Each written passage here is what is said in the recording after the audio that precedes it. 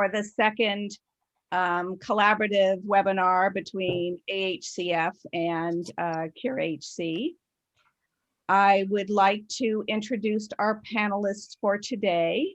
They are Dr. Catherine Swoboda, Dr. Kenneth Silver, Dr. Kevin S., Dr. Al George, and Dr. Mohammed Makati. They will be fielding the questions that we have been presented per each slide, and we will try to get through as many questions as we possibly can today. I would also ask the panelists that if you, to please disclose prior to speaking if you have any financial conflicts of interest, apparent or real. And so I would like to go ahead to the first slide. Well, we want to do housekeeping first, so let's just talk about that. Everybody's at home, so please mute yourself. If you don't know how to mute, just put a message in the chat room, and I'll actually physically mute you myself. If you have any questions that we don't get to, please put in the chat room your questions, and I'll just put them right here. You guys should all see a chat that just popped up. Put the questions in there. We'll add them to the list and add them at the end of the webinar. Okay, when we start going through all the questions. So everybody's got dogs, cats, kids, chickens, donkeys, or something at their house. So let's make sure they're on mute so we can hear what the doctors have to say. Okay. Thank you, Bill. Right, so everybody see my screen where it says physicians panel? Yes, we do. Okay. So we're on to the next one, or Dr. Silver's first. You want to do an introduction, Linda, Dr. Silver, or somebody? Heather? Go ahead to the next slide. Heather will do that. Okay. Dr. Silver, hi. Hello. How are you? I'm great. How are you? Great. Happy New Year. Oh, I'm Happy New sorry. Year. I'm sorry. Let me just say one more thing. In Zoom, the top right-hand corner, there is a view button, and if you actually hit this, if you hit that, there's a speaker view, and you'll only see who's talking, and they'll be big on the screen in front of you. Okay, so that's another thing you can do. All right. Okay, Dr. Silver, what are some of the most commonly used medications for the symptoms listed on this slide? And the second part is, are all symptoms treatable?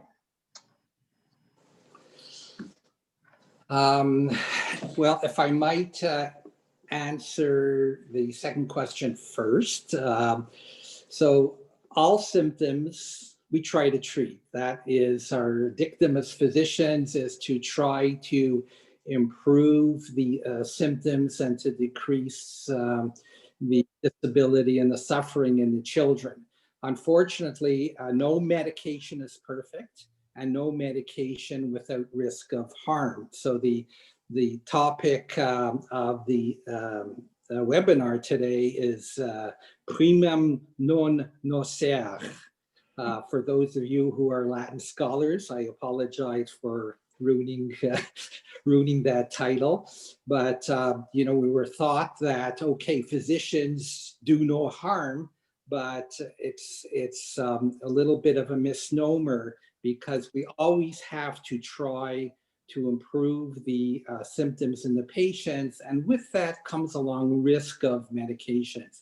So it's important to know with your physician, okay, why are we starting this drug? Is it going to be something that's going to help? And what are the risks for side effects? And like everything we treat in any other disease as well, you have to balance the risk-benefit ratios for using a medication versus the potential side effects. And side effects can be mild or they can be severe. So it's important to identify those risk factors. There's no perfect medication, as I suggested. Most medications get passed by the FDA because they're proven to be like 50% or more in reducing the symptoms. So 50% of patients would respond to medications, another 50% might not. And then about 30% usually do have side effects to medications. So it's a difficult balancing act. As far as specific medications, there's no a definitive proven medication to be helpful in any one of the signs or symptoms in alternating hemiplegia of childhood. Most of these treatments that we do attempt is through trial and error. And we try it and see what works. And over many decades of experience, we've come to rely on and use certain medications. None of these medications have been FDA approved for alternating hemiplegia of childhood, and even many of them have not even been approved for treatment of dystonia and seizures in children. So it's more of treating what the symptoms are based on what trials have been utilized in adults with similar symptoms, and we just adopt it to children. And that's been the experience with drugs over many decades. More recent research to get a drug approved by the FDA, the companies have to do studies in children to continue to use that medication. But most of the medications that we use are really not thoroughly researched and have FDA approval. So for anti-seizure medications, there are a whole host of different medications tried. And why is there a whole host of different medications tried? Is because none of them work perfectly. In reviewing some of the literature, perhaps 50% of patients do respond to anti-epileptic medications, which control the seizures. Topamax has been reported to not only control seizures, but also to control hemiplegic attacks. These are rare cases. In my experience, I have not found that particularly beneficial. One wants to, again, try anticonvulsant medications, which have the least side effects and the most efficacy. Keppra, Leveracetam, is one anticonvulsant medication which has a very good safety profile and relatively good seizure control profile. So things like speech difficulties, language difficulties, aggressive behaviors, sometimes we see these as side effects of the anticonvulsant medication. You have to remember all these anticonvulsant medications are to alter the brain receptors in some way to decrease the excessive electrical activity producing the seizures. So there's a whole host of different anticonvulsant medications. I don't think we have time to go down the whole list, but anything from valproic acid to clobazam to carbamazepine. I think someone mentioned Diamox has been used or attempted. And so these medications are really more trial and error to try to control seizures that are an integral part of alternating hemiplegia of childhood. Antispasmodic or anti-Dystonic medications, there is also a long list similar with the background that we talked about anti-seizure medications. Few controlled studies on these anti-dystonic medications. So the benzodiazepines like Valium and clonazepam have been used successfully to a small degree as anti-dystonic medications. That's usually what I would try first, and if there's failure with that, I would consider things like baclofen, which can work effectively, and something called Artane or trihexylphenadil, and then if those fail, I've tried L-Dopa or Sinemet to treat the dystonia. Botox or botulinum toxin, I think, is a great drug. It works right at the end point in the muscle and does help to relax the muscle. Effects are last only about 3 months. Then the nerves repair themselves. So sometimes you have to repeat the Botox. It has to be given by intramuscular injection. So it's not always pleasant. And the problem is that the dystonias in these children are often more generalized, and you can only give a certain amount of botulinum toxin. You certainly don't want to overdose a child. And by their nature, AHC patients are also paroxysmal.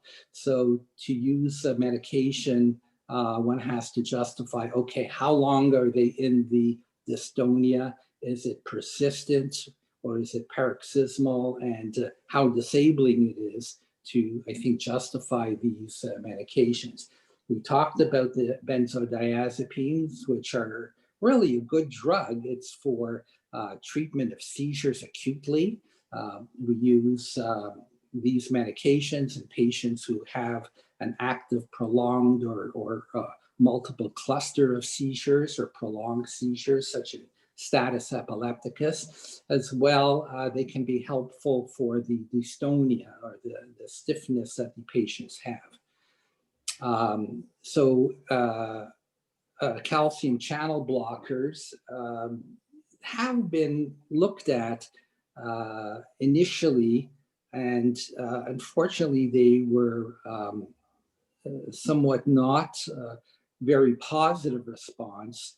But way back, I guess in the 80s, in Scandinavia, it was Flunarizine, which was used as an anticonvulsant medication in Europe, and now has found favor also as an anti-migrainous and anti-vertiginous medication.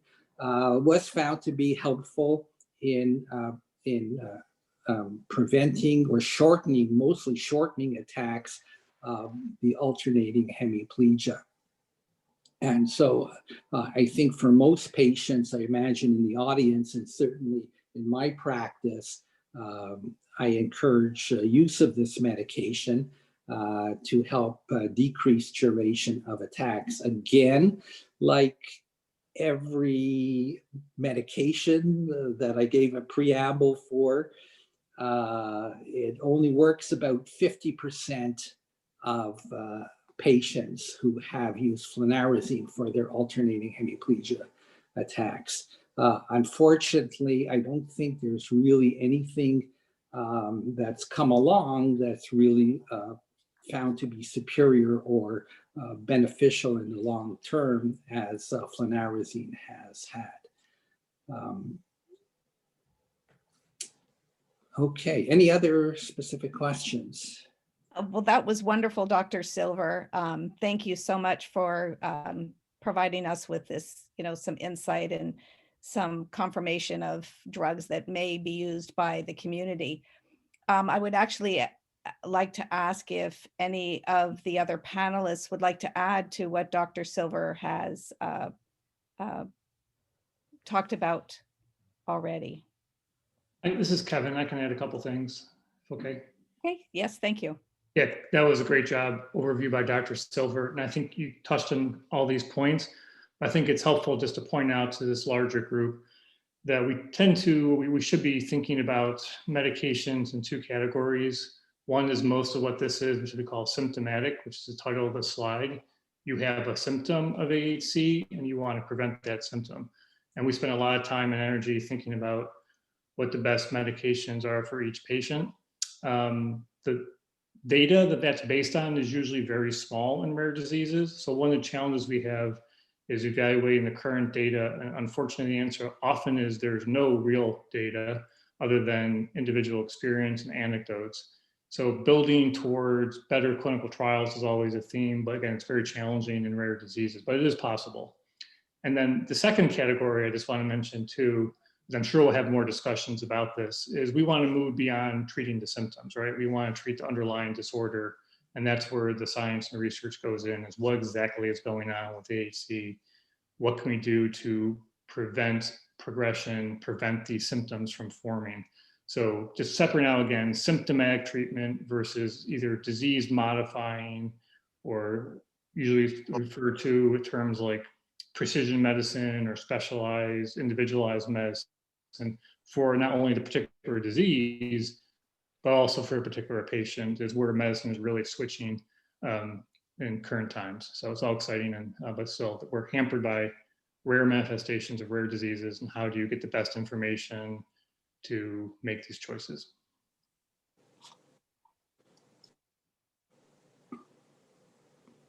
Thank you, Dr. S. Anybody else would like to add? It's Kathy Swoboda. I would like to say that you know, I've watched the studies of flunarizine over the years, and you know, one of the phenomena in rare disease in terms of the symptomatic drugs that happens is that you know, anecdotal experience gets out there, and then we end up using that in each individual patient. I will say that I'm hoping Dr. McCarty will address this a little bit, but there is more newer underlying data that flunarizine may be helpful in some respects for certain patients with certain mutations. But the fact that we don't have proper studies or proper dosing with flunarizine, I think, has been the single most detrimental problem that we have faced in effectively treating our patients over the years. And until we can get that drug properly studied and properly dosed and know what the side effects are, I think it's irresponsible for us to be using it unless we have a consensus as a group as to how to use it. And you know, that's a very strong statement, and I've lost many patients over this who have gone to see other doctors because of it. But I take my lessons from, you know, really giants in the field, Hugo Moser and others, the Lorenzo oil fiasco that went on for so many years that sort of distracted us from finding proper treatments that treated the underlying disease, or other things to treat symptoms in that particular disorder, X-linked adrenal leukodystrophy. That's a problem. And especially in babies, the data about how to dose it and when to decide it's not working, and the fear from the Japanese report from Dr. Sasaki that taking them ever off of it is going to potentially result in deterioration and death is again a huge problem. So I would love to hear Dr. McCarty address this a little bit for the community, because I know, and Dr. Silver did some of this very important work for the initial studies. There's no question that in some patients it reduced the duration of disorders over the very short period of time in the study that was done. What's not clear to me is what is it doing over the long run in these patients who have stayed on it for decades, because flunarizine can cause tardive dyskinesias, dystonias, and Parkinsonism, and many of our older patients have those symptoms. And so until we untangle this and deal with that drug. The other thing I want to say is that my all-time favorite thing, since the topic is do no harm, is to always think about how is this going to detract from other trials I want to do of more urgent symptoms we need to treat? And is there a better drug to treat the most urgent symptom? And in babies who are having repeated seizures or episodes that are seizure-like that we can't prove yet are seizures, taking 3 months for, to try to assess whether that one new drug is going to be helpful has been a challenge for me personally.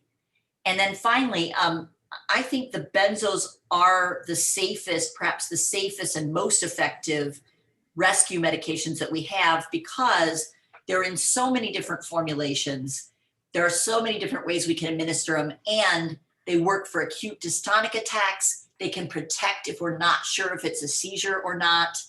The biggest drawback for the benzos, in my experience, has been what we call this phenomenon of tachyphylaxis. If you get on a benzodiazepine and you're on a consistent dose for a long period of time, the receptors downregulate and it becomes less effective, and you're having to give more and more and more. And if you start to combine that with other drugs like phenobarbital or medications that can suppress respiratory drive, that's where you're really talking into serious harm. And so anyone who's using benzos at home for rescue with AHC, in my opinion, should have a pulse ox for monitoring their child. And I'll just, that's my most important message that I will probably repeat about the drugs used for AHC during this webinar. And I'd love to hear Dr. McCarty's points about the Flunarizine, because. Yeah, I fully agree with what was said. I mean, all very good points. Unfortunately, there was a very good study in the 80s to study Flunarizine, but there were problems with the recruitment, and it never came out with a definitive answer. And I fully agree. We need a study for that, and I fully agree with Kevin's and Ken's points. What I'd like to add is, for patients, I mean, this is a principle that applies to all our patients, whether they have AHC or not, but particularly applies to AHC patients, is that there is inter-individual variability in the response to medications, whether you're dealing with antispasmodics or anti-seizure or behavioral problems and so on and so forth. So it is very important to recognize that what may work with one patient may not necessarily work with another patient, may actually cause adverse effects in other patients. And this applies to anti-seizure medications and others, behavioral medications, if you ever need to use that in a patient. So individualization is very, very important. The other thing, and being aware of the potential varying types of responses that patients can have is very important, sensitive to that. Starting low or going slow in any medication you're starting, unless of course it's an emergency, is also another very important principle. And the third thing is to have a multidisciplinary team taking care of various aspects of the patient. We see that, I mean, with epilepsy, but it's more like you have an epilepsy patient who does not have a AHC, and you need very often an epileptologist, a psychologist, developmental pediatrician, and the same thing with AHC patients, but even more so for the AHC patients, because they have even more range of problems. They can have a sleep problem, GI problems. Not everybody, some, but it is very important to have a multidisciplinary team that kind of is sensitive to the various aspects. And of course, there has to be one central or few central people who kind of are interested in AHC, like the people on the call today. But it is important to have this multidisciplinary approach with coordination of care that helps complex patients, and AHC is as complex as it can get.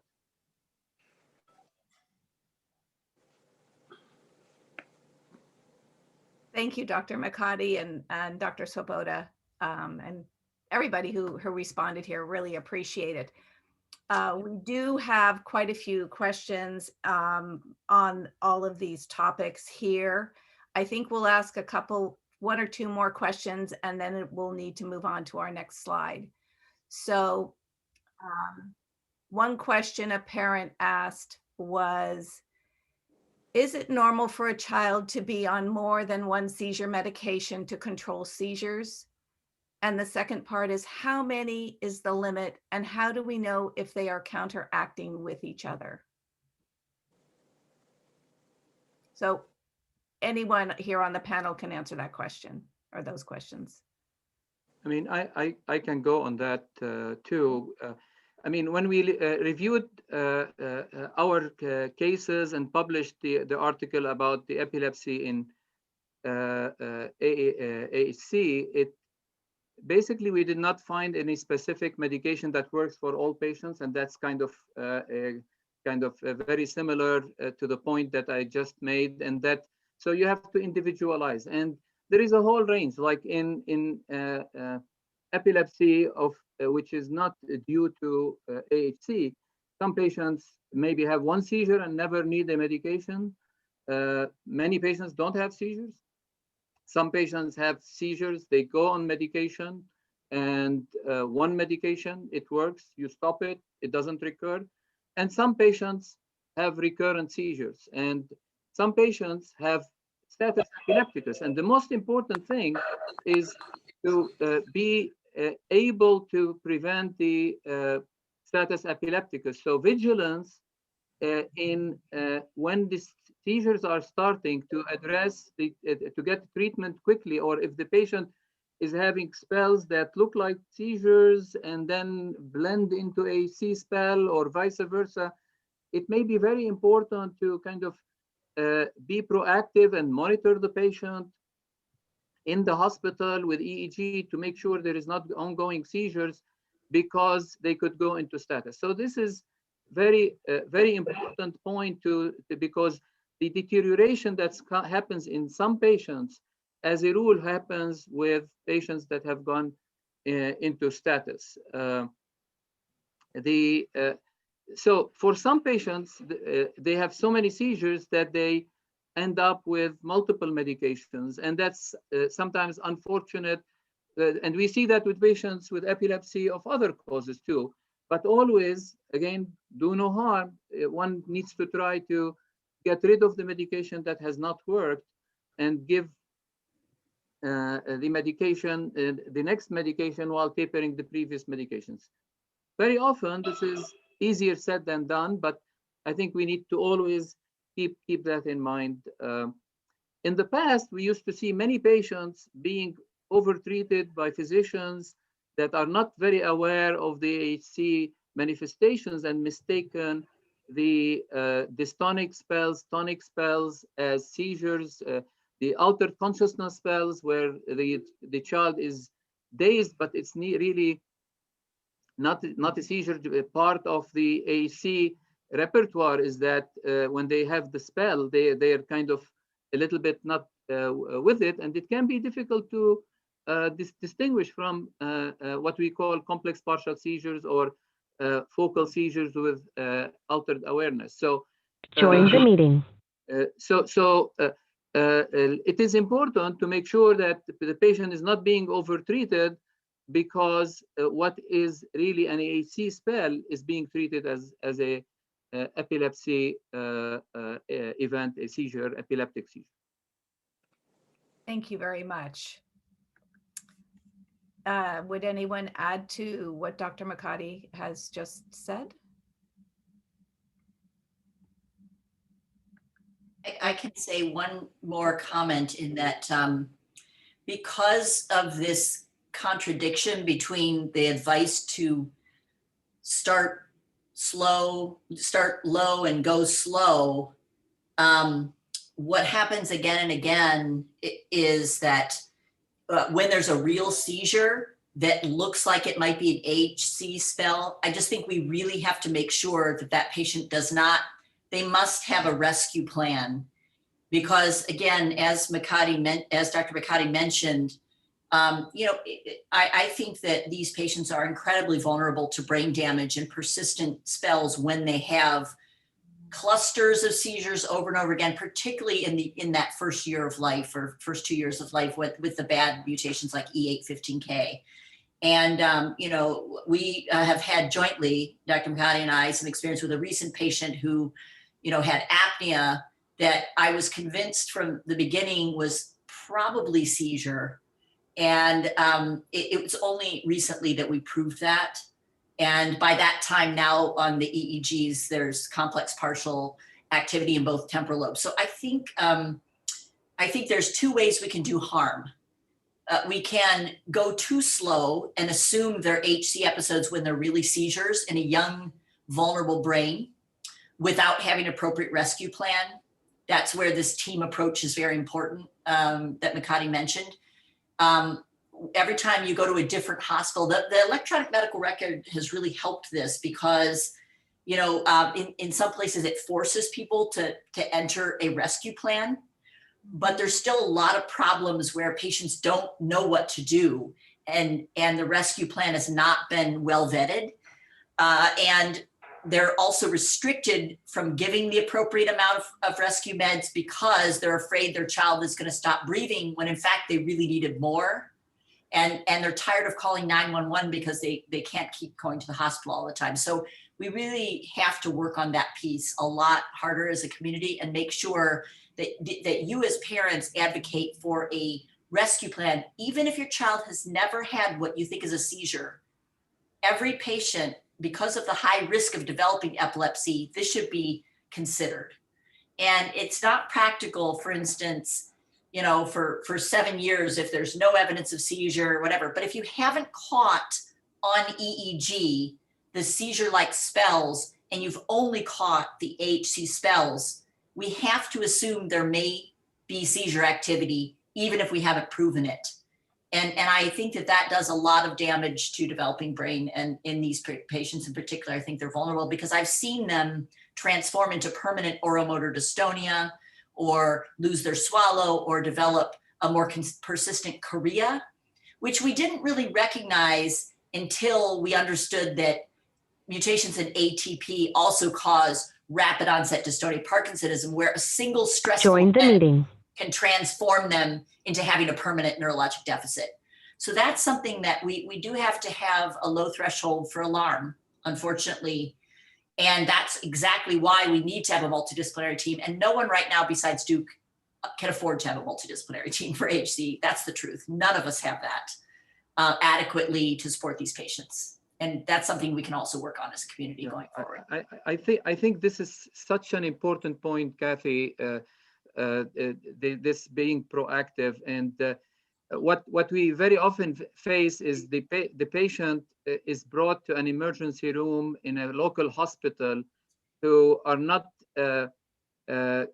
don't have the experience and don't have the ability to monitor the patient and diagnose them. And I think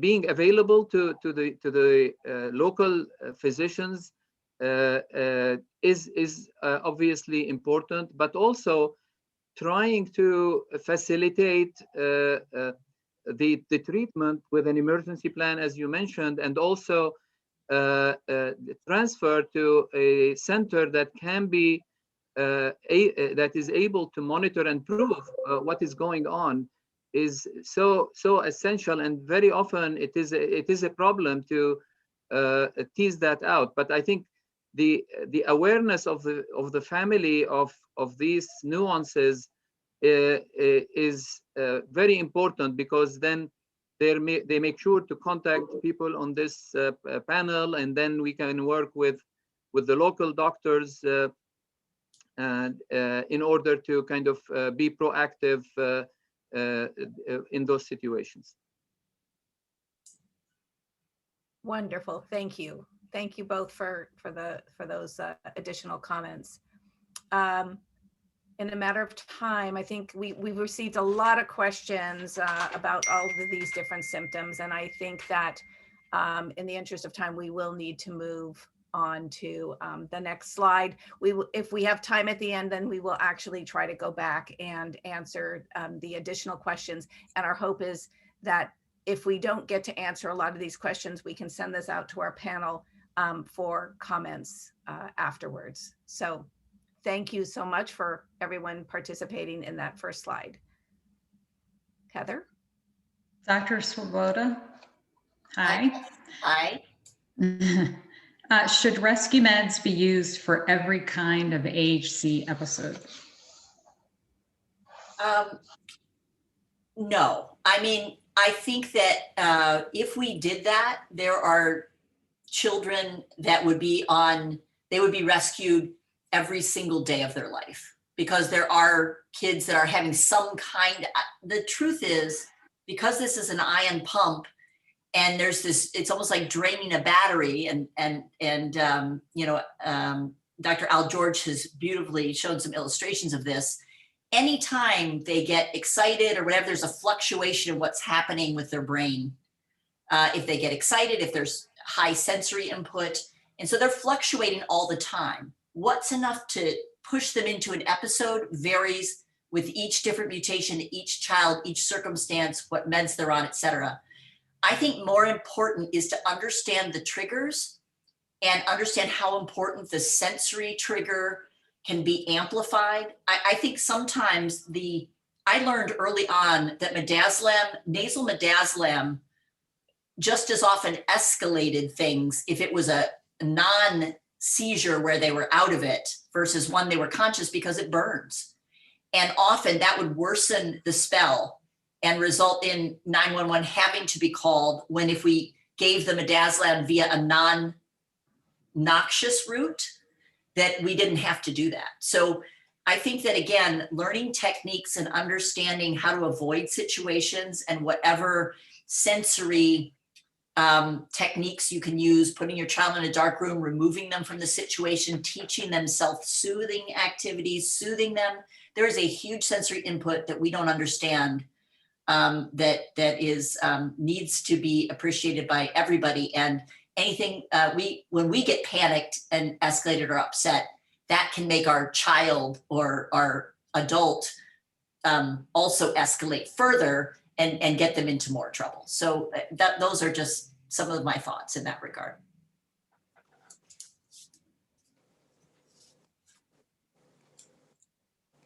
So I will open this up to the rest of the panel for additional comments.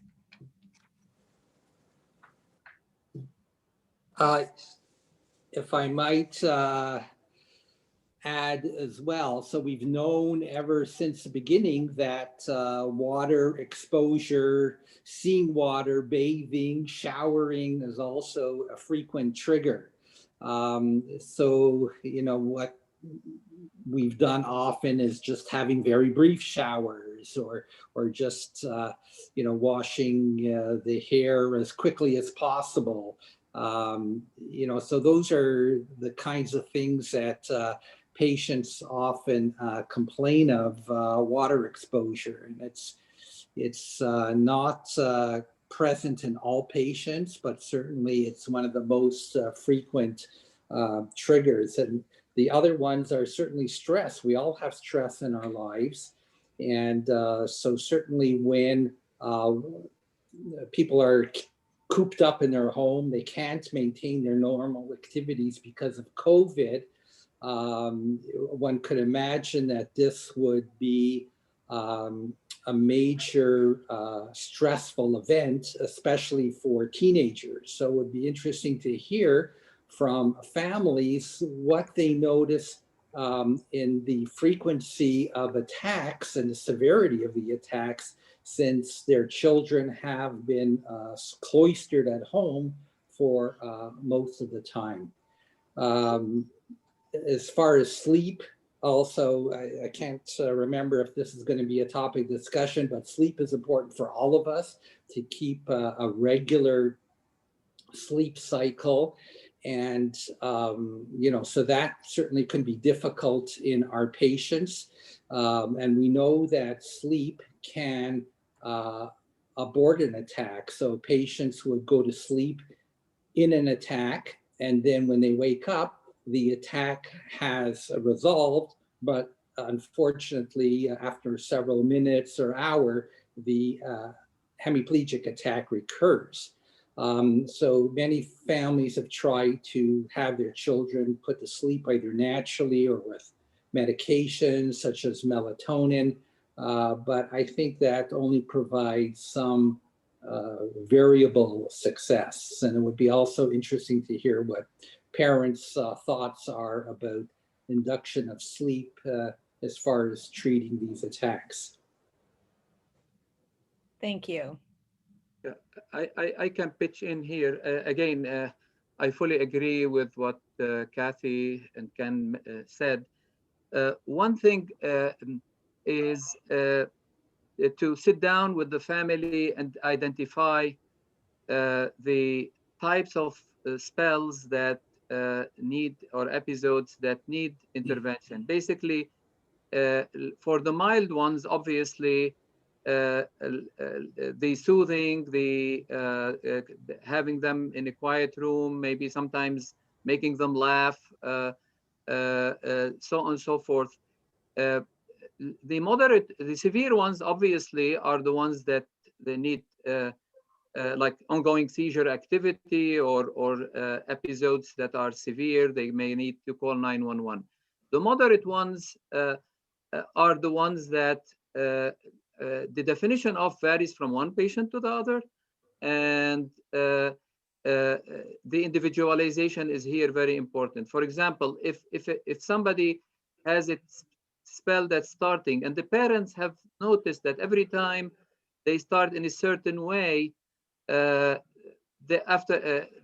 will lead to a bigger spell, which lasts days or weeks.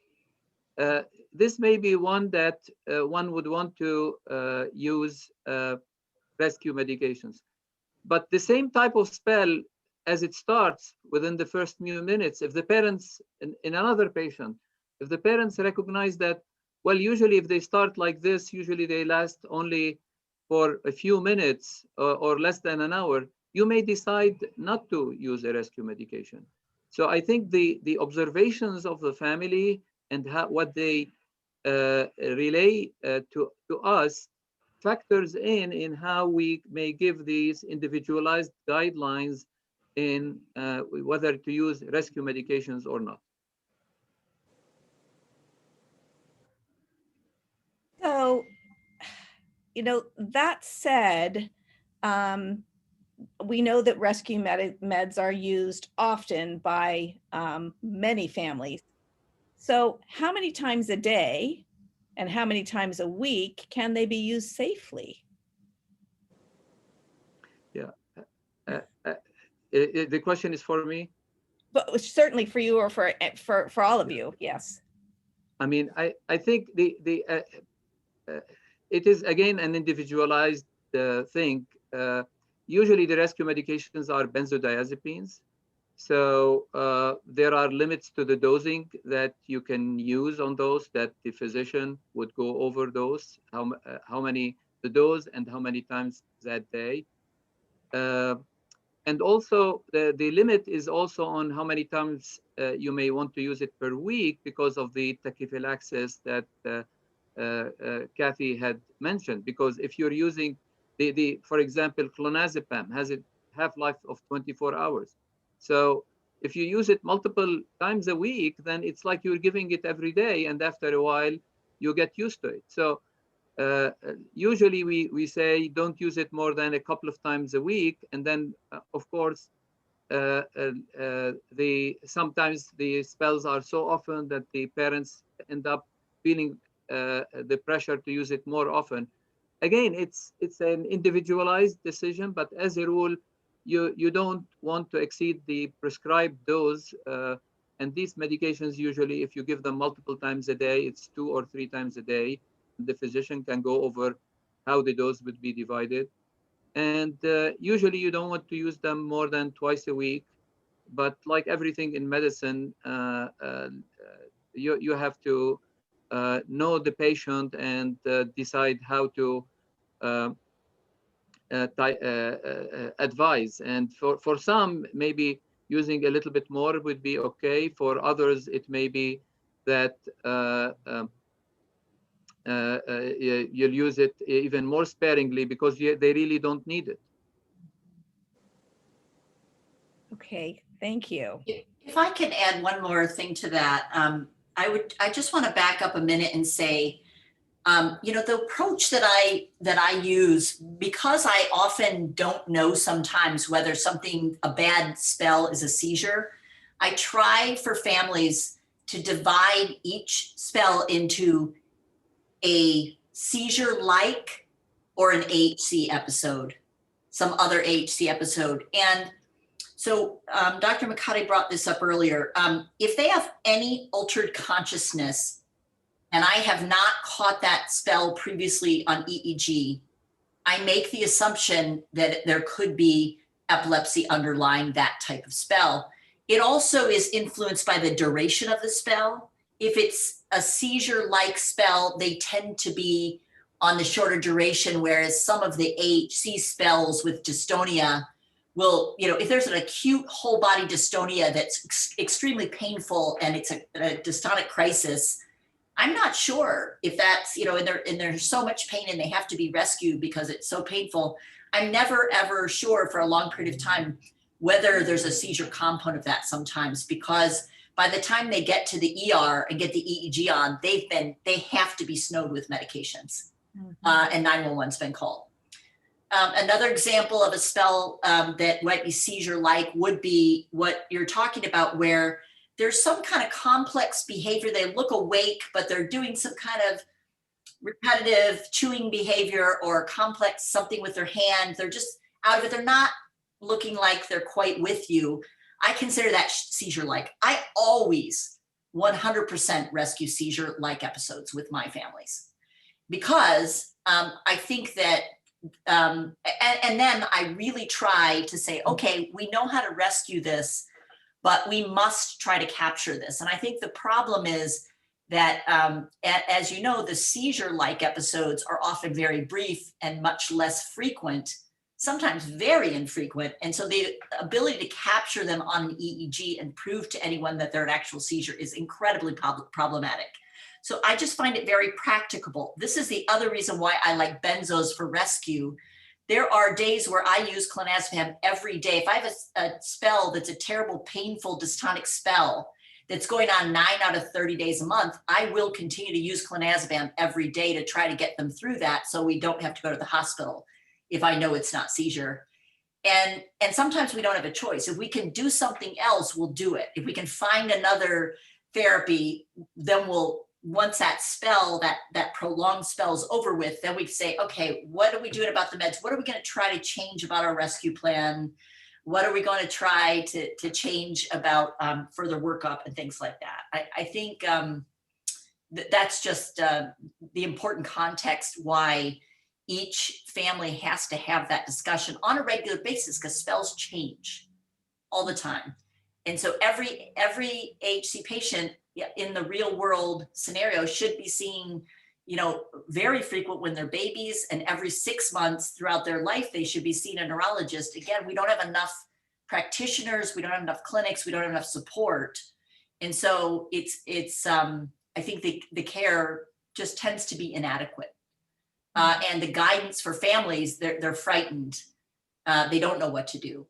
So I think that we as a community need to work to come up with these rescue plans, knowing that every time we do a rescue plan, we're going to break the rules sometimes in that rescue plan. We're just going to try to do the best we can to predict what might happen at that visit. But if they can come every 6 months, and now with COVID, maybe we can do televisits. Because the problem is that I can never get my patients to come to clinic every 6 months ever. I've never been able to do that because it's too far to come, and the stress of coming to clinic often is too much for the patients, and it triggers spells, and especially the older patients who have painful dystonia. I've had to admit patients to the ER from my clinic on more than one occasion, or rescue them in the clinic, and it ruins the rest of our discussion for the visit because I'm busy administering, rescue meds in the clinic. So, that's food for thought for the community as well. Thank you. So you've kind of, both of you have kind of answered the when is it appropriate to use rescue meds, which seems to be really based on more what the each patient and what the prolonged episode might look like. But do you use the same rescue meds for seizures and dystonia? I mean, there is an overlap, and benzos are great for both in most patients. Dystonia, you may use sometimes Benadryl as a which would not be a good idea to use for seizures because it actually can trigger seizures. But that's why the preference is to use benzos, particularly that many spells blend into each other, or as Dr. Swoboda was mentioning, many spells, it's very hard to know whether like they are seizure-like, and is it a dystonia with altered consciousness, or is it a seizure? And but the more you know the patient, the more you see the patient, the more you have had a chance to hopefully monitor the patient, the easier it is for you to tailor the intervention. Okay. Thank you. I'll add one thing, maybe it's because I think the panel is doing a great job describing the complexity and individualized approach that's needed. One thing I think many families should have, if you don't already, there should be a living document, that's a live document, I mean, that is a rescue plan that you have digitally as well as a printed out copy. And that's so when things happen and it's really stressful time, you're going to, I always imagine a smaller hospital that wants to do the right thing, but it's really going to be freaked out. They have a clear guideline to what to do. If this happens, do this. If this happens, do that. These are the current medicines. This is my child's weight. And then always have it for mine, my office and on-call phone number so that outside hospital can get us involved sooner rather than later. And again, that should be a live document that you're continuously updating as a collaboration with your provider and you. I think that will help prevent a lot of problems. Whatever that rescue plan is, it's not any good if you go to a small hospital and they just throw it out the window and do their own thing, and they may screw things up in a bad way. So I think people often have this, but I think it's critical. Thank you. So, and if I can say one more thing, Lynn, in defense of small hospitals, I have seen academic medical centers more often screw up these kids because, and this is why, you have to think in the US, and this is different every place you go, there's not, so I basically got a program cell, which again, almost killed me because I respond 24/7, 365 days a year in case no one can get me. And it's theoretically in an academic center, they're supposed to call into the child neurologist on call and they're supposed to know what to do. And in fact, who you're getting is the junior resident or the adult neurology fellow who's rotating on pediatric neurology. They don't know how to tell you what to do. And because of the pressure to protect my time, they will not call you if you're not the one on call. So what I found, and this was true at the University of Utah, this is true at Boston Children's, this is true at MGH currently, and it's a big problem because what happens is then they're not getting in touch with the primary neurology team who's managing that child until sometimes days later. And that's a huge problem for these kids, particularly with regard to, by that time, all their meds have been changed. They have a new seizure or a rescue med, and they might not have, and because they have more than one doctor, right now, some of us have, patients, they call Dr. Mackay, they call my office, and they also call Dr. Bamford or Dr. whoever else is involved, and they get 3 different opinions. And then they don't know who to call. So this is a huge problem that we have to overcome. And I love the idea of a living document that is continuously updated that lists who all the providers are. And at some point, none of us can be the lead of the ship all the time. So we have to have some ground rules here about what's the consensus of the community? What's the consensus about the use of flunarizine? Who should get it? When? What's the dosing range we should be using? Are we going to do it outside of a study? Yes or no? Same thing with all of the different ways to administer different seizure. I think this would go a long way if we had a consensus that was driven by the organizations that support families to sort of get that from all of us and try to come up with a consensus document about different scenarios. And I agree it's individualized, but that's a cop-out. Yes, every patient's individualized, but there are some common principles that we can state, like when is it okay to give repeated doses of benzos at home, you know, they should have certain equipment there. When are they going to call? You know, there should be certain consensus. And we sort of tried to start this process in a workshop a few years ago, but is hard work, and it's really hard to get consensus. But I think before we get to our first major clinical trial, we must have this in place. We must have this in place, and we must have a network of people that we can reach out to sort of help to design this. Yeah, I think a consensus about management would be very, very helpful and very welcome. That would not contradict also individualization, but basically the general consensus would say, if you have this in that individual, then you do this, and if you have this, you would do this. So I think I see those as actually supporting each other and going with each other, because one can cover in the guidelines all the specific scenarios that can happen. And I think the field would benefit a lot from having such a consensus or consensus guidelines about that. With regards to the local hospitals, I think so I agree fully with Dr. Swoboda, and also with Dr. S regarding having access, and also we give basically a packet to the patients when they come with information that the local hospital can use, whether it is tertiary care or a local hospital, because many times the emergency room doctors have not even heard about AHC. So in that package, there is information about that and how to get with our neurologist on call, who have instructions to call the physician who has seen the patient, which is basically myself, and I suspect also that in the other hospitals this is the case, where the resident or fellow or who receives the call would call Dr. Swoboda or Dr. S, whatever. They know that if it's an AHC patient, to call me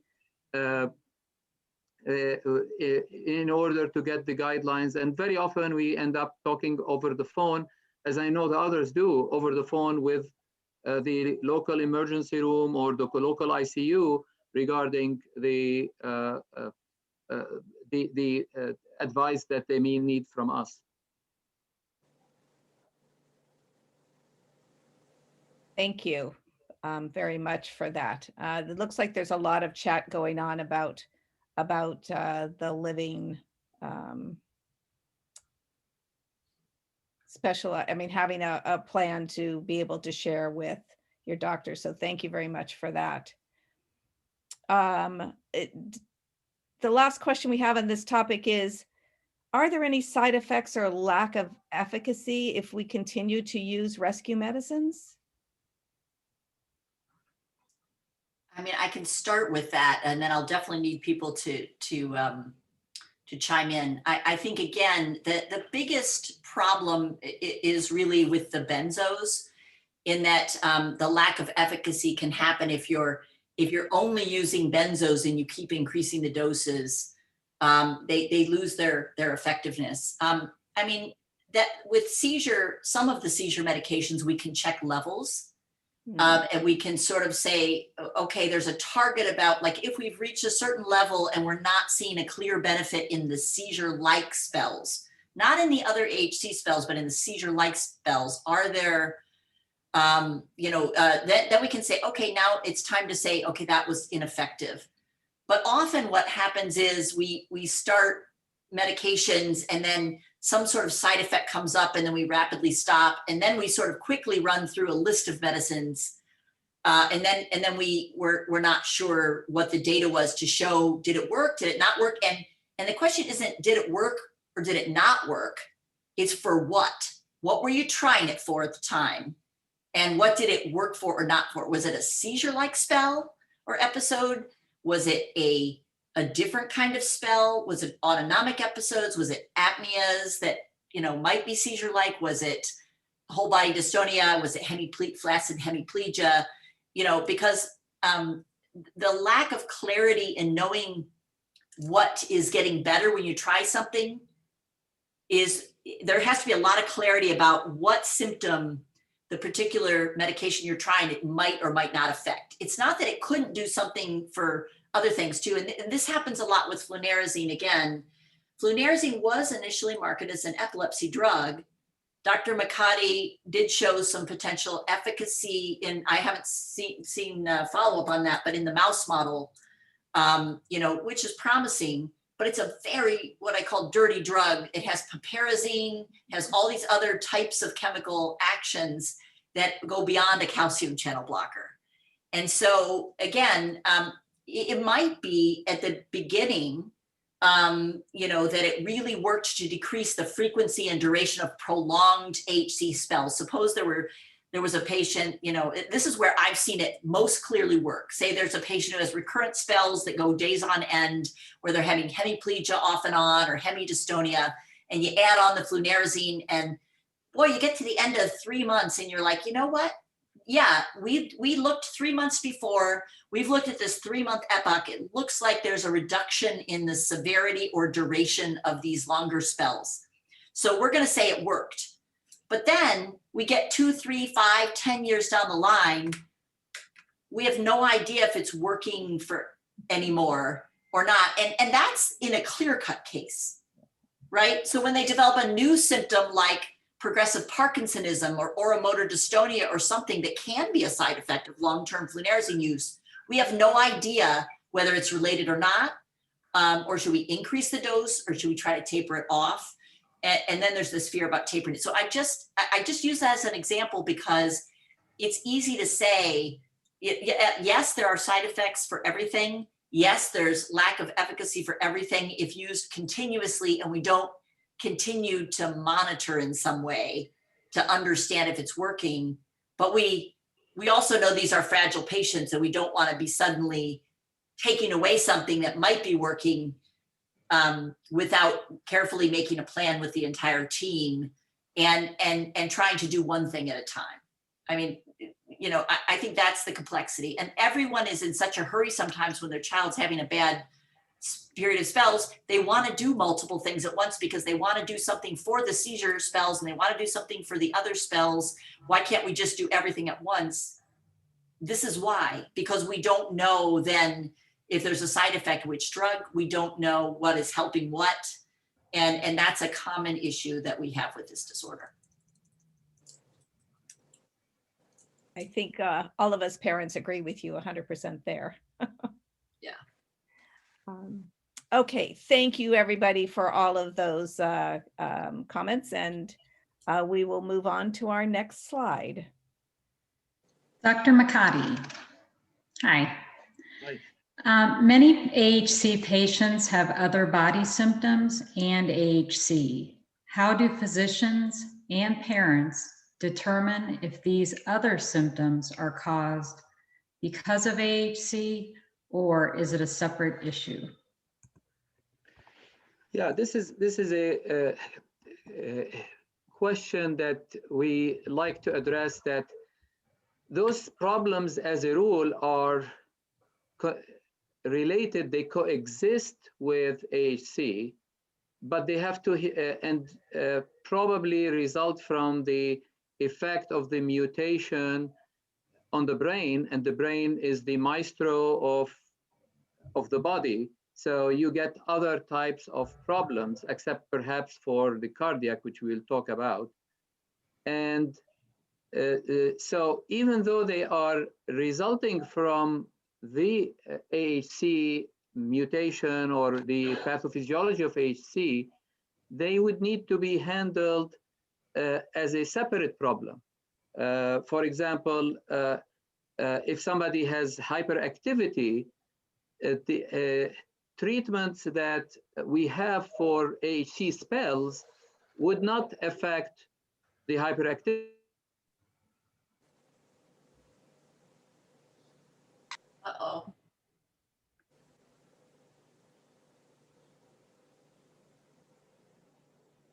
One needs to consider sometimes medications if the problem is that severe. The same thing with anxiety. The same thing with aggressive behavior. Some kids have aggressive behavior. Usually it is the minority, but some of them do. So again, you need to deal with it with the idea that even though they relate,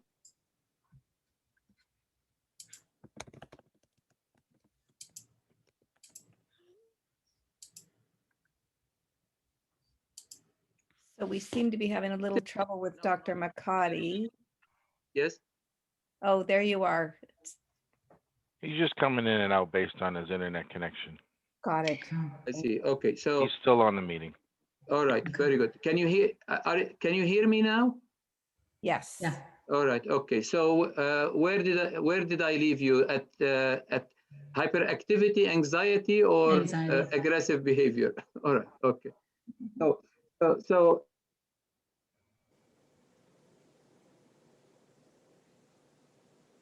Someone in the internet does not want us to hear about anxiety. I do. even But this is the whole test. This consistent. is what the internet's doing. They're giving us anxiety. Yeah. All right. Okay. It should be good now. So, and some kids are even qualify for the diagnosis of autism.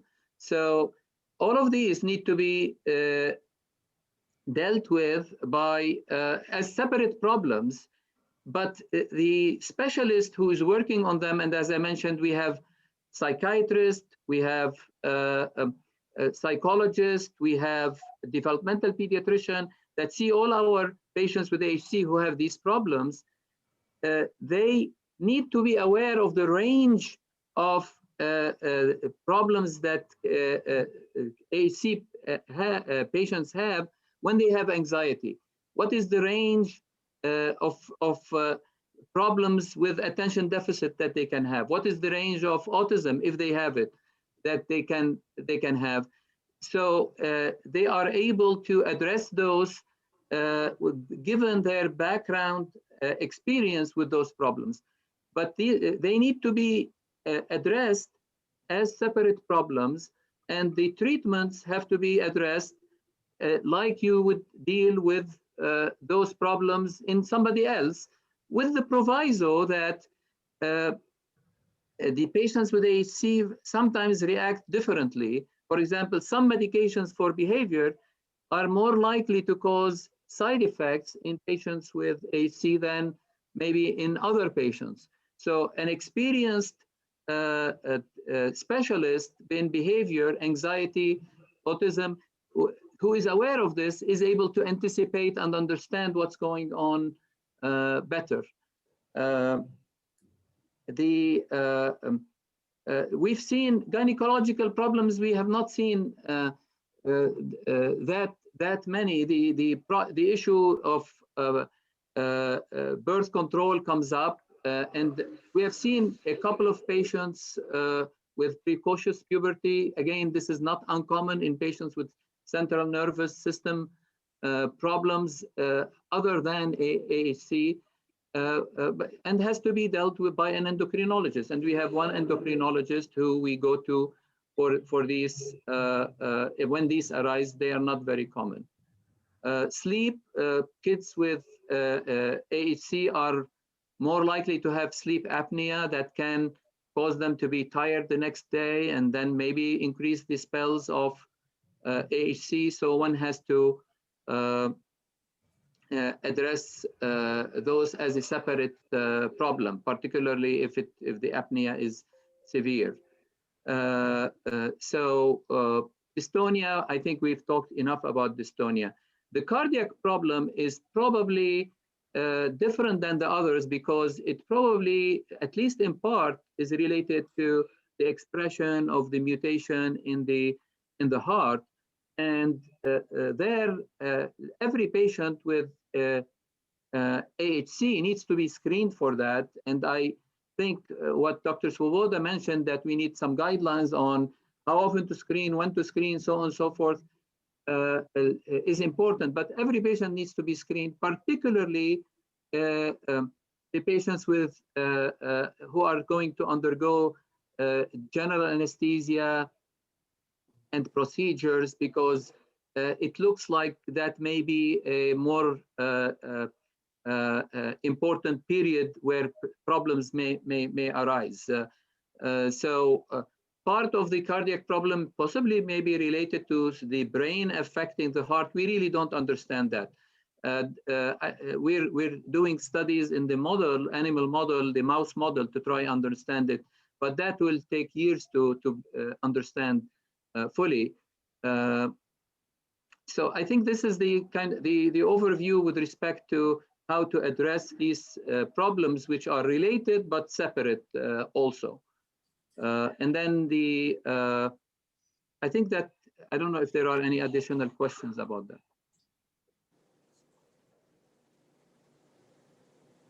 So I'd like to actually open this up to anybody, any other of our panelists for comments. Yes, I would certainly agree. Kenneth Silver here. I would certainly agree. This is like an umbrella problem, and AHC is the underlying basis of many of these symptoms, but you have to rely on your colleague specialists to deal with each one of these problems.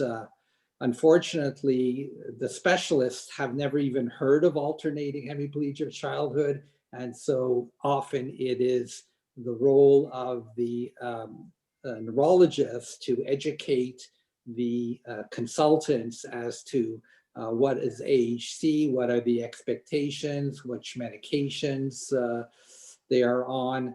And so it can be quite complex and time consuming. And parents, I find, become the experts. They're the ones that see the child having multiple attacks per day or per week, and all the medications and all the symptoms that the child has, and they become very informed, unfortunately, in a short period of time of what the severity of AHC is, and should certainly be the advocate for their child and educate the specialists as to what AHC means.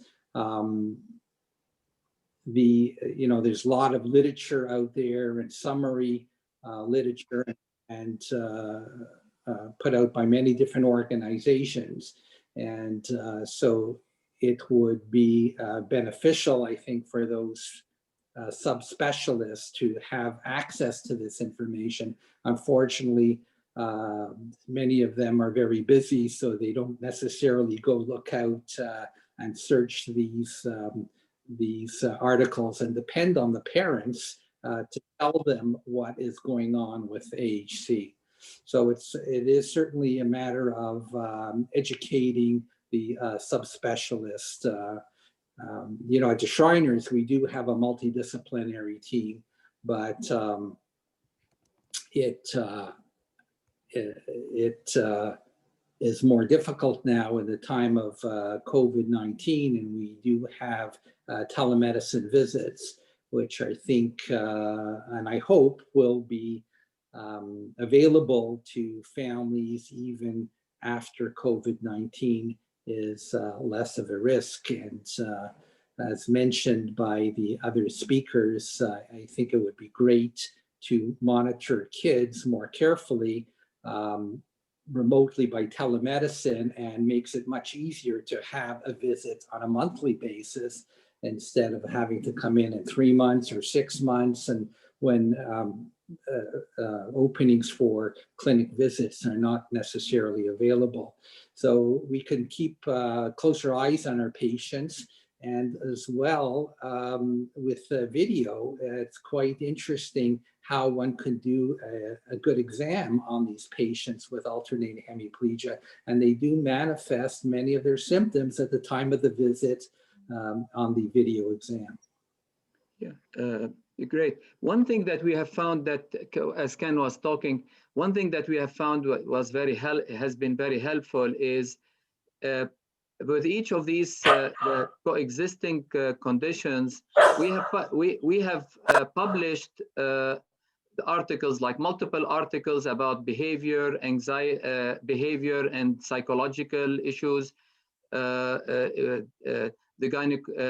We have one about the endocrine manifestations, cardiac, multiple about cardiac, the sleep also. So basically, our multidisciplinary colleagues basically have been co-authors on these, but when somebody is being followed locally by, for example, a gastroenterologist who's dealing with dystonia, who's dealing with constipation and poor feeding and swallowing problems locally, we send them the articles, and we actually give the articles to the family as in a package. So when they go back home, then and they're continuing their care in their local hospital, they already have those articles, and so whatever specialist they see, they can share that with them. Or if they don't have it or lost it or whatever, when the local primary care doctor or physician contacts us and we ask the patients to contact us, we send them those articles in addition to offering to talk with them, communicate with them by email, which I'm sure all people on this panel do. So this way, I think this has helped a lot in removing a lot of the mystery in the minds of the other physicians that may not be aware of the AHC manifestation.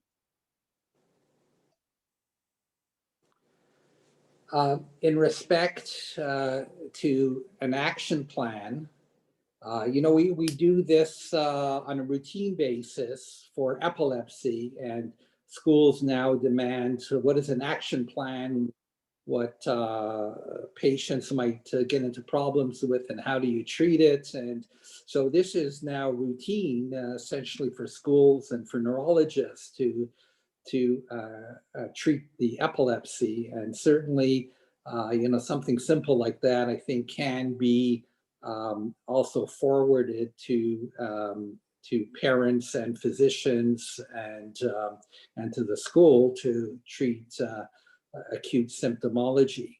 Dr. Makati recently published their experience in their patients with gastrointestinal disorders. And so that brings us another question as far as triaging these patients when they get into an extremist type of situation with status dystonicus or a severe hypotonic quadriplegic attack, and issues about feeding these children. And so another thing to consider is what parameters do we recommend to our gastroenterologists, and how long do you wait before you start feeding them, before you start putting in a nasogastric tube, before they start intravenous medication. So if my colleagues have the answers to that, I'm sure we'd love to hear. And if Dr. Makati wants to talk a little bit about the results of his recent study on gastroenterological disorders. Yeah, I mean, basically, they're common, but usually not severe. Constipation is the most common. The swallowing problems are also very common. Some patients have problems with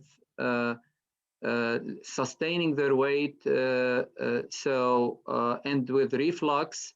So some may need G-tube. Luckily, most and even some patients have needed total parenteral nutrition. Most of these invasive, basically these are very rare, and actually we have not had to do that ourselves. These were patients that came to us having had to do that. I think anticipatory guidance and working with the parents and with the gastroenterologist. Our GI specialist is a motility specialist who sees our patients with AHC whenever that is needed. Again, most of the time, the primary care doctor is able to manage those, and these are not usually major problems. I think patients that have been followed in centers like the centers that people on this panel come from generally are very well taken care of because they have excellent follow-up and care.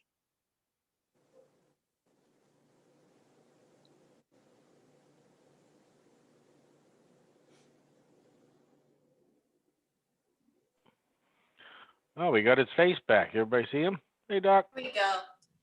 I would just love to say one more thing about the GI issues. A lot of the GI issues, I think it's quite interesting because, you know, this came up recently with a patient of mine, and it's come up many times over the past 25 years.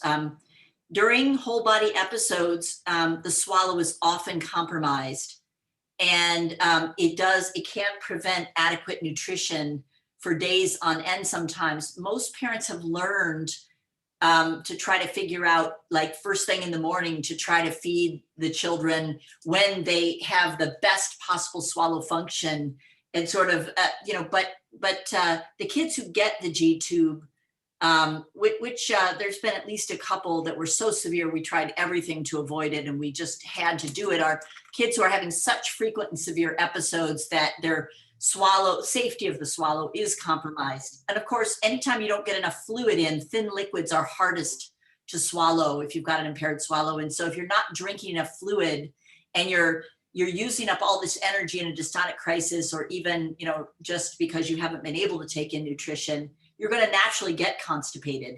And so paying attention to make sure that those kids are having a bowel movement as close to every single day is you can prevent a lot of the problems. But we have had some catastrophic GI outcomes in our patients. And we've had over the years a number of patients, one who had to have a complete resection of their bowel, one who you know, came regularly to the ER for bowel disimpaction.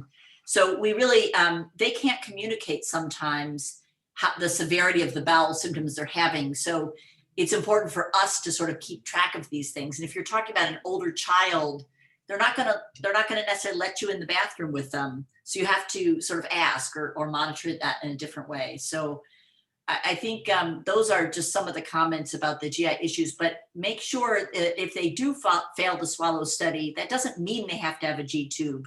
You could reassess them when they're not in a major spell and come up with a plan for how to work around episodes where swallowing is dysfunctional, which I would say occurs in 90% of my patients when they have a whole body episode.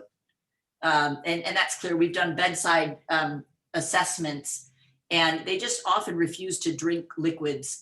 It's better if you have to try to give them something that's thickened at that point. And there are over-the-counter products that you can use to thicken liquids to honey consistency or greater.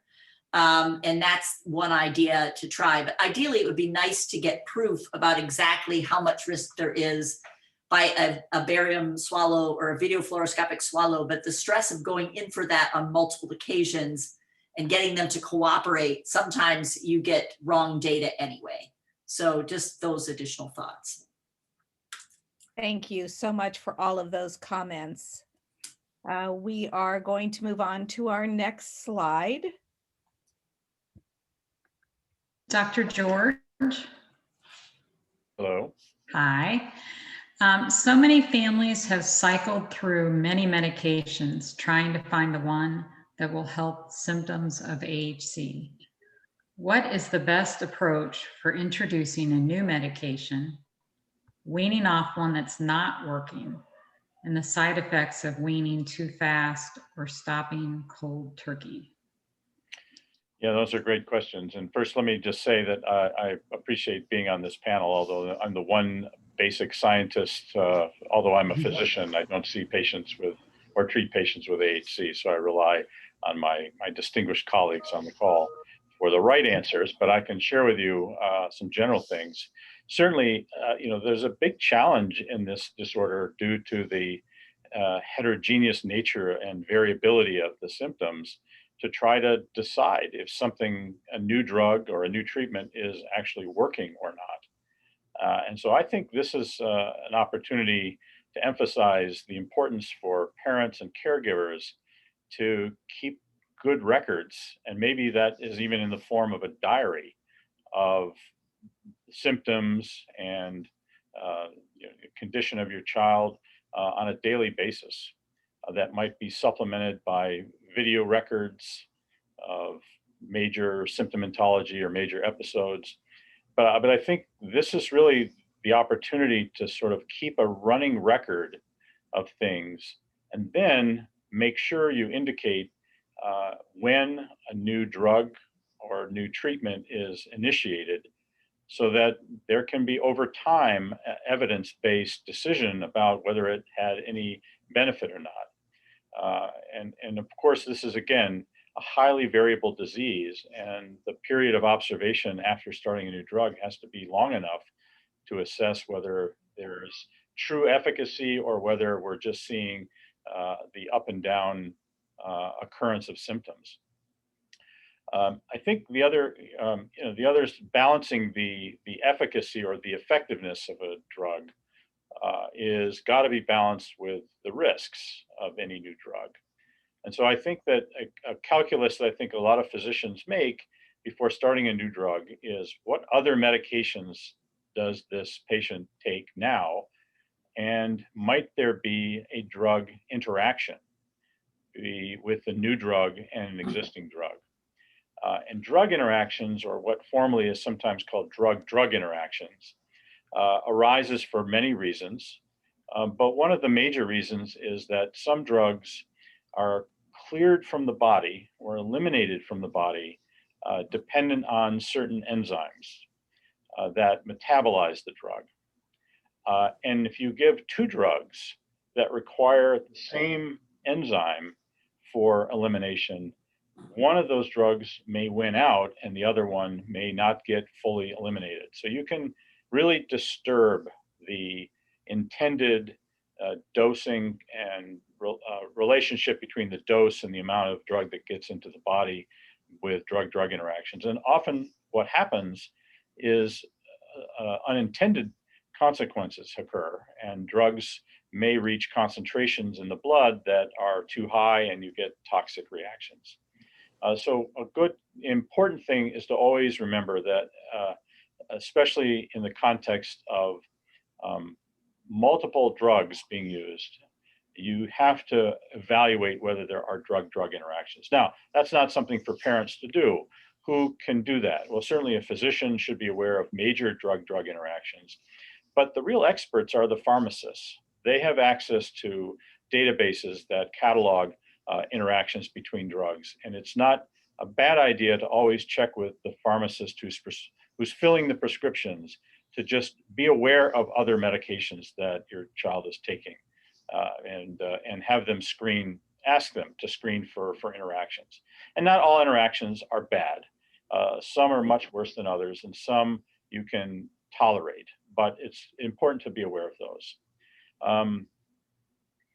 So the other thing is, with regard to risk, is, in addition to drug interactions, is all drugs have side effects. There isn't a drug that's been approved by the FDA that is free of side effects.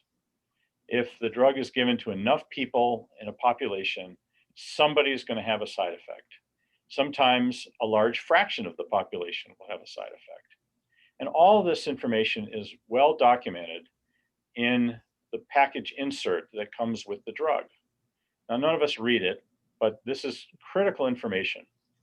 And you can usually find a table in the package insert, or you can find it online somewhere, where there is a table of major and minor side effects. I think anytime a new drug is prescribed, I think it's very worthwhile sitting down and reading about it, being aware of what are the major side effects, what are the minor side effects. Not everybody who takes that drug will have side effects. And that's an important thing to know. Just because it's listed in a table doesn't mean you or your child is going to have the side effect that's listed. But you should be aware of it and be on guard.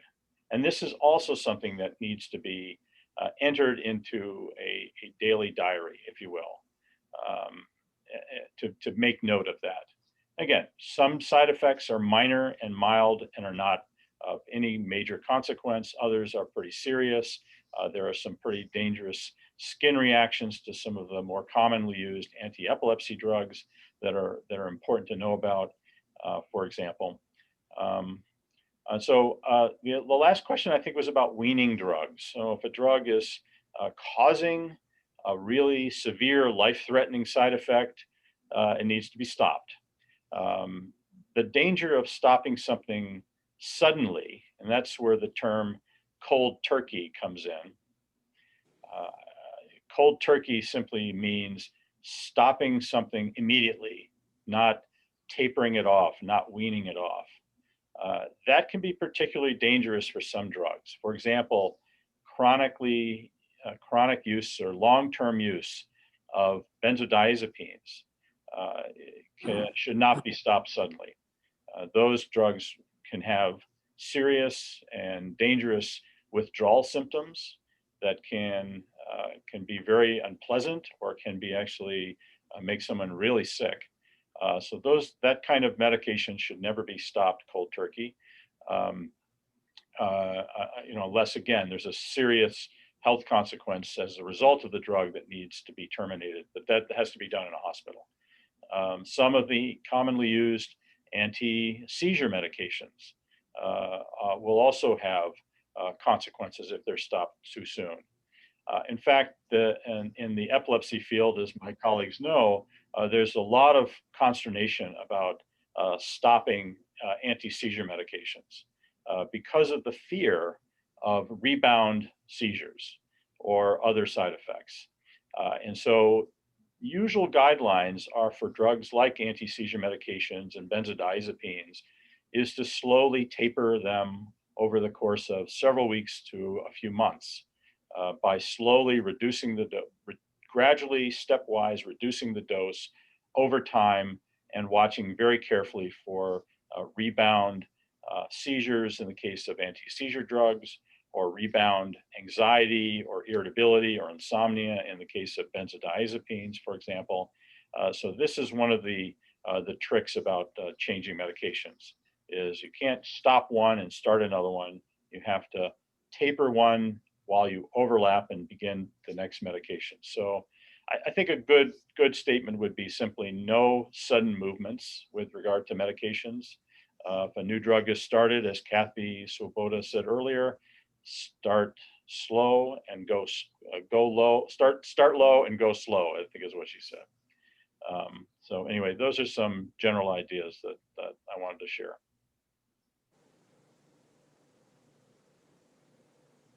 My clinical colleagues should correct me if I said anything stupid. Thank you, Dr. George. I invite other panelists to make additional comments. So one issue that I'm often faced with is when you're starting a new medication is, when do you take off the supposedly ineffective medication? And I've always been concerned that if the patient might have some adverse response, you're not sure if it is from the new medication that you just started or withdrawal of the old medication. So I generally tend to keep the patient on the new medication for a period of time, perhaps a month or two, to make sure that there's no adverse reaction, that the patient tolerates the medication, and then slowly start to taper off the medication that is perceived ineffective. Thank you.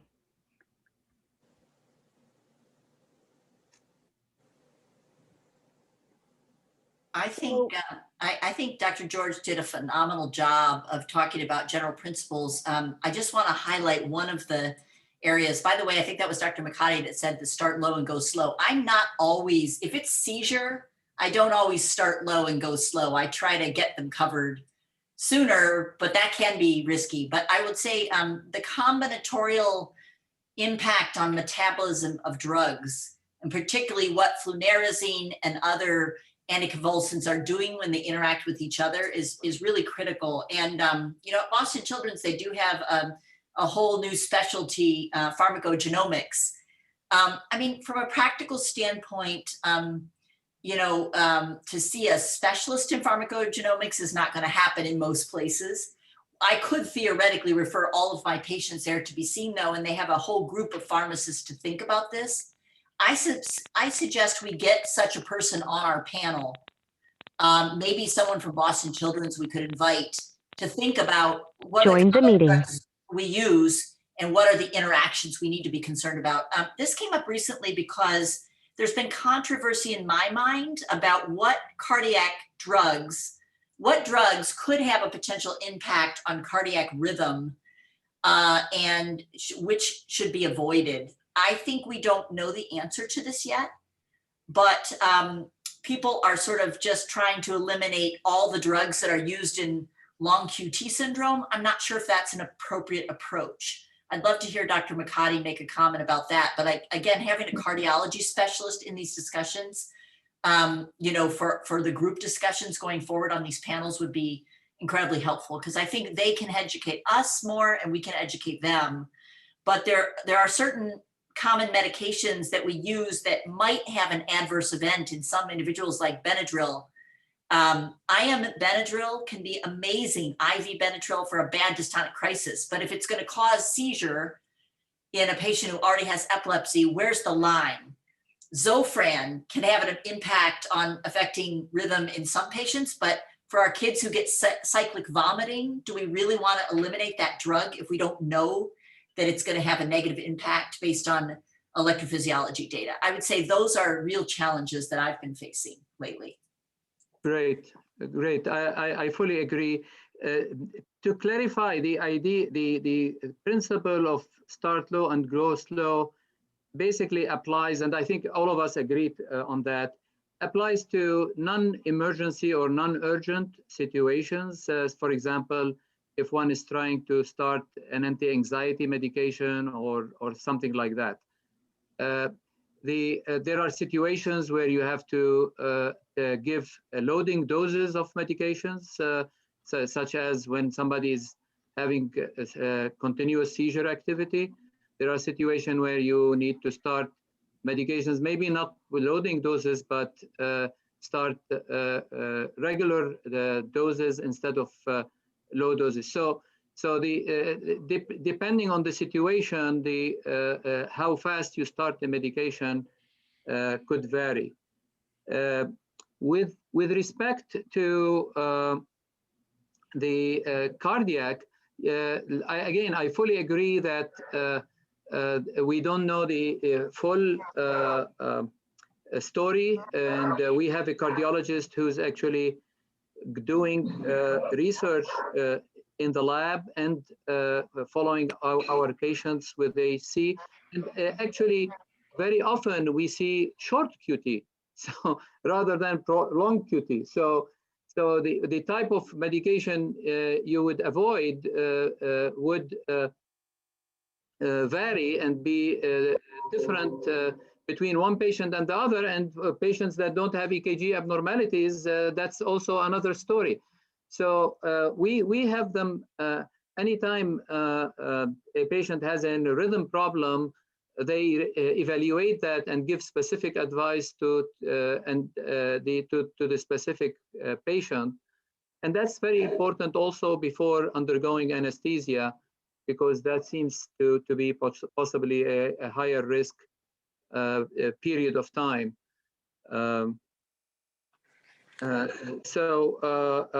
One other thing is to keep in mind is that about the interactions, and what Dr. George mentioned is that with the people using CBD, particularly cannabidiol, particularly not being prescribed or monitored by a physician, since there are so many preparations that people can get on their own, that is a medication that interacts with other medications, and that's important for people to know. The neurologists already know that it's a medication that interacts with others, but families that may be starting it on their own may not be aware of that. So it's important to kind of, before one does anything, to check with their own physician. I should have also mentioned over-the-counter medications too, because something's not requiring a prescription doesn't mean it's does not have the potential for important drug interactions. A good example is an over-the-counter medicine for heartburn called Tagamet. That's the brand name. The drug name is cimetidine. This is a drug that has tremendous interactions with probably about a third of all the prescription drugs marketed. Another one, which is a herbal remedy for depression called St. John's wort, is also well known to cause alterations in drug metabolism that can really disrupt the effectiveness of other drugs and sometimes predispose to toxicity. So I think in addition to the list of prescribed medications, it's vital to keep track of all medication or herbal remedy exposures in your children, and to present that information not only to your physicians, probably also a good idea to run it by pharmacists to make sure that you're not inadvertently causing a drug interaction or an interaction between an important medication. Thank you. We're gonna do one more question on this topic. So how does a physician decide which drug to prescribe for a patient?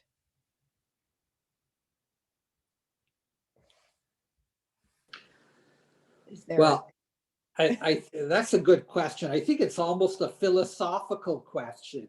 It's, I mentioned at the beginning of the talk, a lot of this is trial and error. We learn about drugs mostly from indications to treat a specific symptom, studied by the pharmaceutical company, and then studied in adults, and then we tend to inherit those drugs into the pediatric population.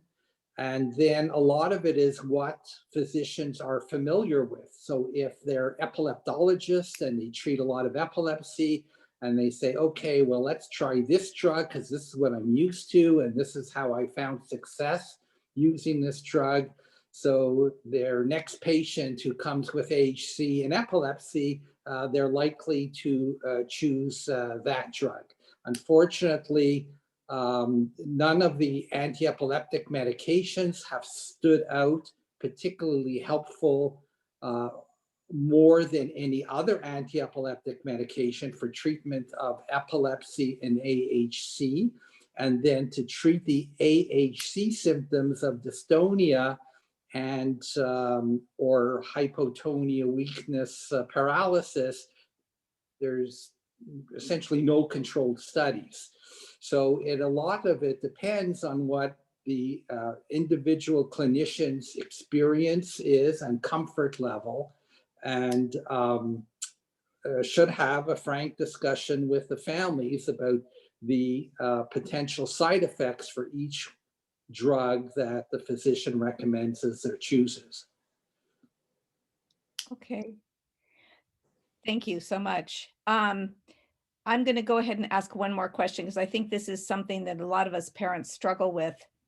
When we are weaning off a drug and we see increase in symptoms, episodes, activity, is this proof of that the drug may have been working, or is this just part of weaning off that particular drug? And the second part is, how long would it take, or how long do we need to wait to know which one it might be? I can take a crack at that. Basically, if a medication, let's take the example of benzodiazepines, because they are medications that you have to wean off slowly. And if somebody has seizures, and I'll illustrate that with seizures, and then one can extrapolate the same principles to others.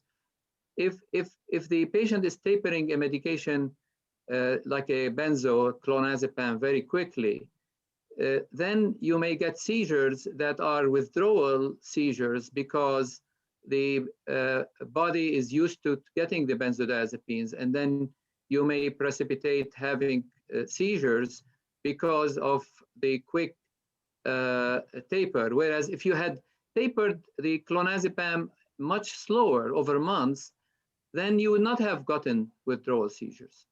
And then it may be that after that, the patient would or would not have seizures. And the slow taper is what would distinguish between withdrawal seizures and not withdrawal seizures. The difficulty comes is that how fast is fast and how slow is slow, and that's where and then you have to superimpose on that the natural fluctuations of the condition itself. Because seizures can go up and down, or AHC spells can go up and down, and an increase in spells or seizures may not necessarily be because of withdrawal or because you need the medication. It may be just because there are natural fluctuations. So one has to keep all these possibilities in mind, and then make a judgment call about what is the likely cause. And the more information we have from the history of the patient about the natural fluctuations, the more information we have about how long the patient has been on the medication, the more information we know about how quickly a medication was tapered and whether withdrawal spells are likely to be the cause or not, the more we are able to judge whether this is because the patient is really needing this medication, or whether the spells are withdrawal spells. And I hope that helps. That does. Thank you.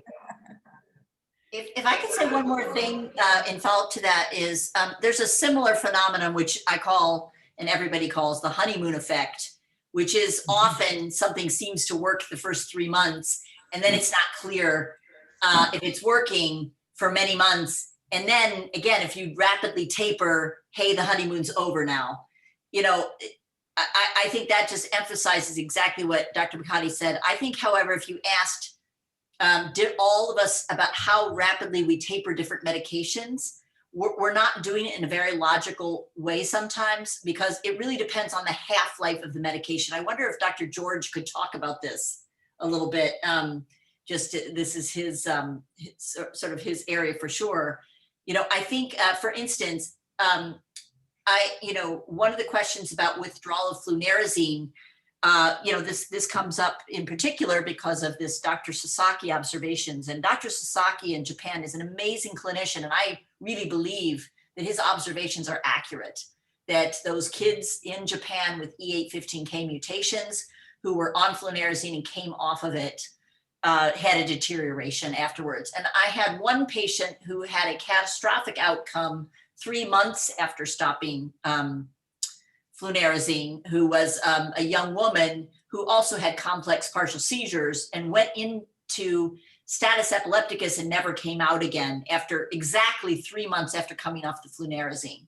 So again, if you've got flunarizine, which got an incredibly variable half-life that's quite long, versus a short-acting medication, there's a big difference, and there's not consensus on how you should, for instance, I'd like to know, what would each of you say, how would you taper flunarizine?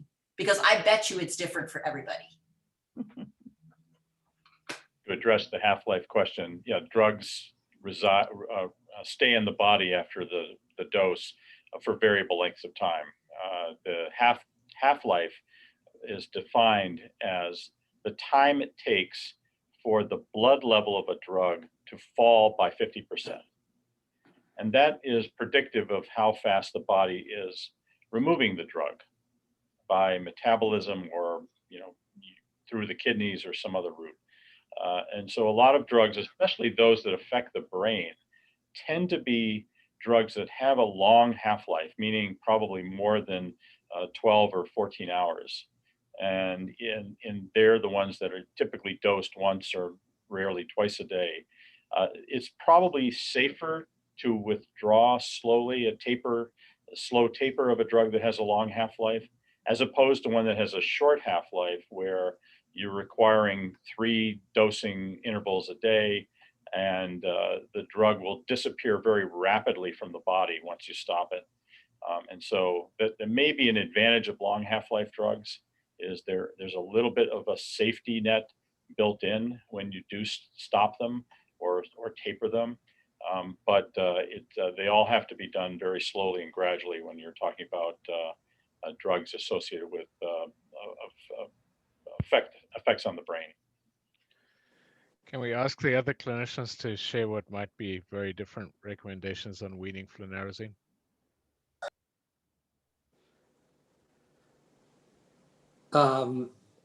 So I rarely recommend tapering flunarizine.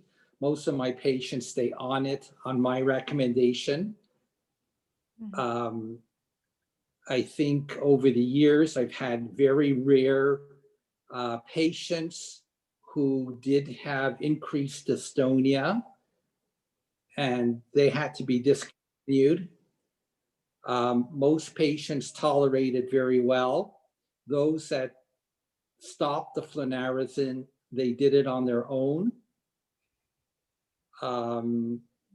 So if one chooses to discontinue it, I would certainly recommend to do it extremely slowly. I too was very impressed with Dr. Sazaki's report with patients, not just with the 815 mutation, but other mutations having sudden deterioration in their clinical developmental levels and succumb to the condition, perhaps aggravated by the withdrawal of the flunarizine. Some of these patients had to stop the flunarizine because they were it was no longer available in Japan. So that might have been a more acute process. Dr. Silva, do you recommend that parents read that Sasaki paper, or is it too scary? I think all of us should read that paper. I will say that he is one of the best clinicians I have ever had the experience to work with. And in general, his attention to detail and understanding of things is very excellent. I just think he's very rigorous. And so that paper has had a big impact on all of us.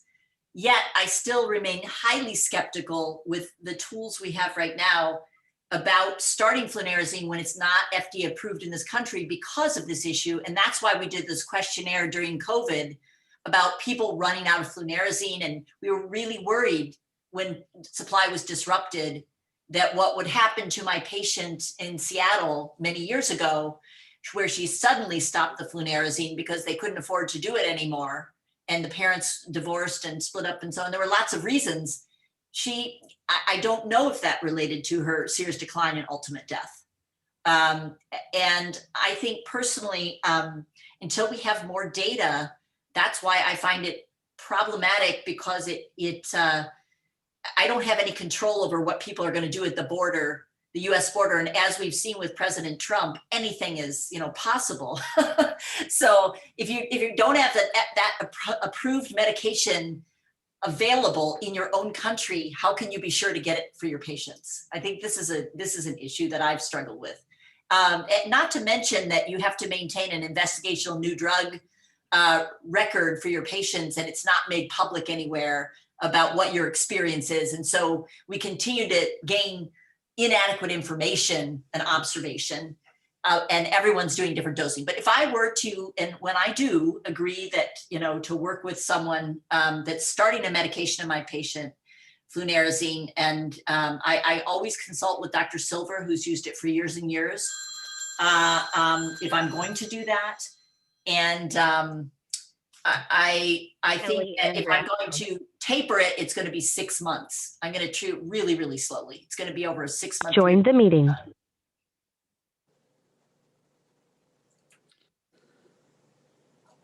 I might add to Dr. Swoboda's comments that politics aside, we're facing COVID-19 and the Canadian border is closed to Americans, so you can't even drive over to pick up the medication. Yeah. One issue that I think Dr. Swoboda touched on is you can get the impression that the medication is working because of the phenomena that happens actually very often in many trials of other diseases, such as in epilepsy. Somebody is likely to start a new medication, whether it's Flunarizine or something else, when things get worse. But we know that diseases like epilepsy or AHC have fluctuations up and down. And so people are much more likely to start a new medication when things are not going well and the person is having more spells. And then you start something, and then the tendency would be that if it's a fluctuation, is that then it fluctuates down. And you get the impression that the treatment was effective.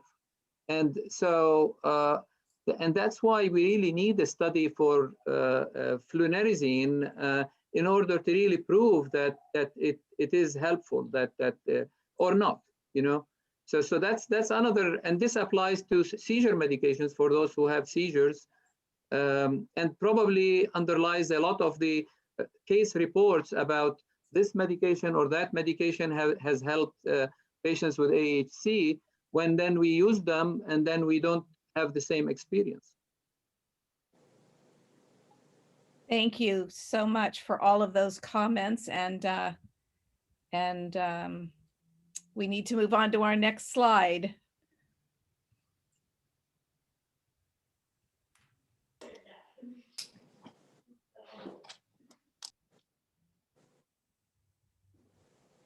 Heather, are you there? She's on mute. Oh, okay. I don't know. I can just go. I'm sorry. You've been muted. Oh. Sorry about that. Dr. S. Below are a list of alternatives that families have tried or use currently. We start with CBD because it has had the greatest appeals to families. In your experience, what benefits has CBD had on AHC symptoms, such as behavior, dystonia, attention span episodes, etc.? Okay, this is potentially a really big topic, and there's been a lot of questions in the chat already about it. So I'll try to be succinct, but I think will require further discussion. CBD cannabidiol products, and the US and EU FDA version is Epidiolex, made by a UK company, GW, has been out now for years. And almost all of our experience is in epilepsy. And I do feel very comfortable prescribing it for many children with epilepsy. And there's been really good clinical trials for that.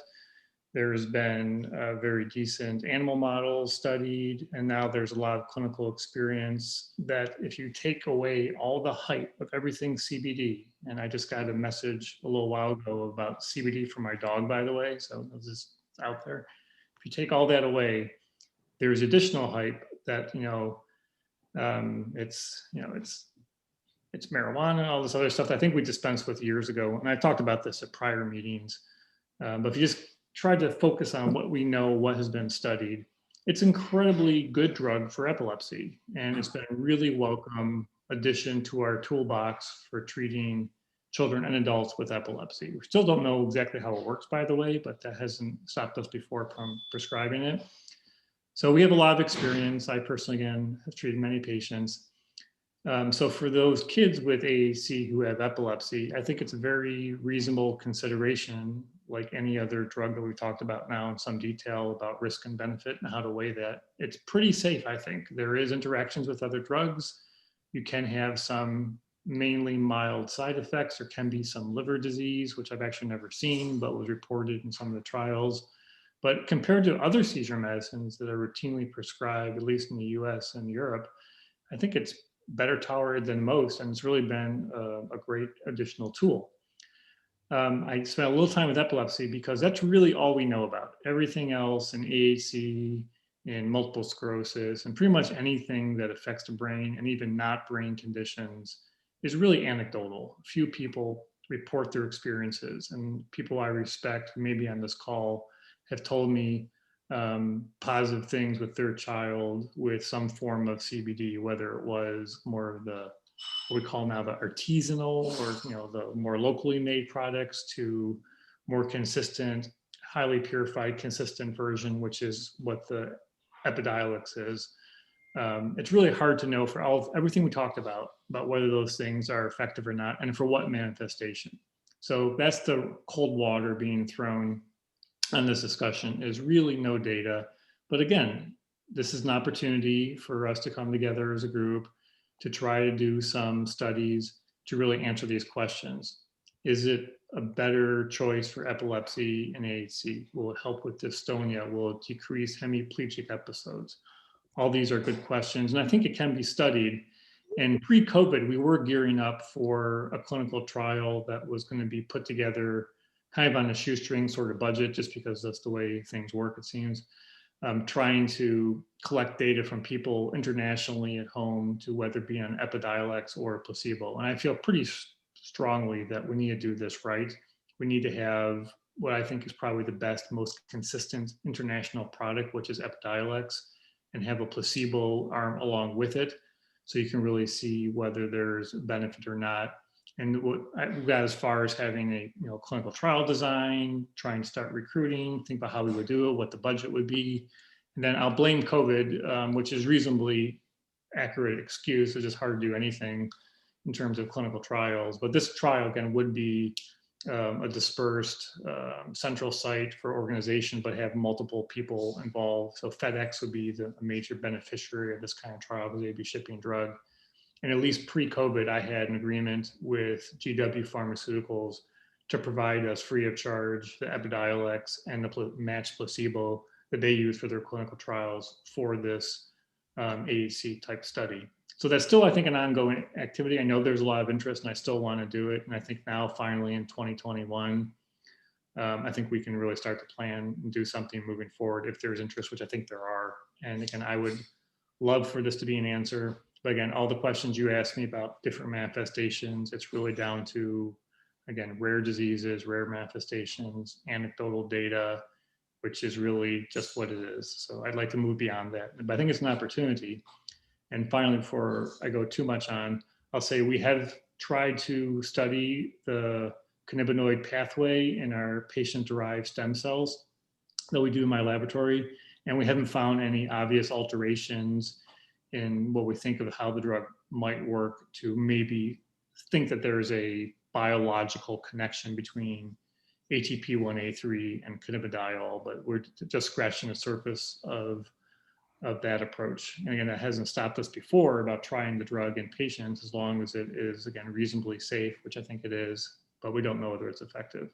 So that's my CBD talk. I'm sure there'll be a little more questions. I'm happy to talk either now or offline with other people, but because there was a couple other questions as well, let me lump together the other topic which comes up, which again is a ketogenic diet. And again, borrowing heavily from the pediatric epilepsy world, really well studied intervention, years old. We know a lot about it. We have really not great data because it's hard to do clinical trials with diets. We really can't do a placebo control, but we have decent data for many years from multiple groups that this is a really effective intervention for epilepsy. I think it's a great tool. And if you're struggling for seizures in AHC patients, this is a different approach, probably different than different medications. If it works well in younger kids, it can help to get seizure control without as many medications. We had a little chat discussion about a G-tube placement. If you have a G-tube in, I'm not saying you should do it, but one of the indications that we use is to be a portal essentially for the ketogenic diet, because it's very easy just to prescribe a different formula that's keto. You don't have to worry about a child having to eat so much. They can still eat from above, but you can get the majority of the calories from below in the tube. So it's a really important tool, but again, be scientific. What evidence do we have that the ketogenic diet is efficacious and safe for AHC? Very, very little. But again, I think it's a promising avenue and it can certainly and should be studied in my view, and everything we can that we can borrow from other fields like epilepsy with many, many more patients to at least get some inroads will be effective. And then the rest of the topics listed here, vitamins, herbal supplements, et cetera, even less information, right? Everything is very anecdotal. People don't like me when I say things like this, but I think almost entirely the multiple billion-dollar vitamin industry is all a sham because they have no data to support that any of those things work for anything in human health other than obvious like vitamin C, scurvy, vitamin D. Even that's not great data, but just put that aside. What we think about is very common. I think if you have a good diet, most of what you get, you're going to have in vitamins and minerals. But in terms of the specific things we should be talking about here is whether we'd recommend particular vitamin supplements, herbal supplements, et cetera. Again, very, very little data, if any.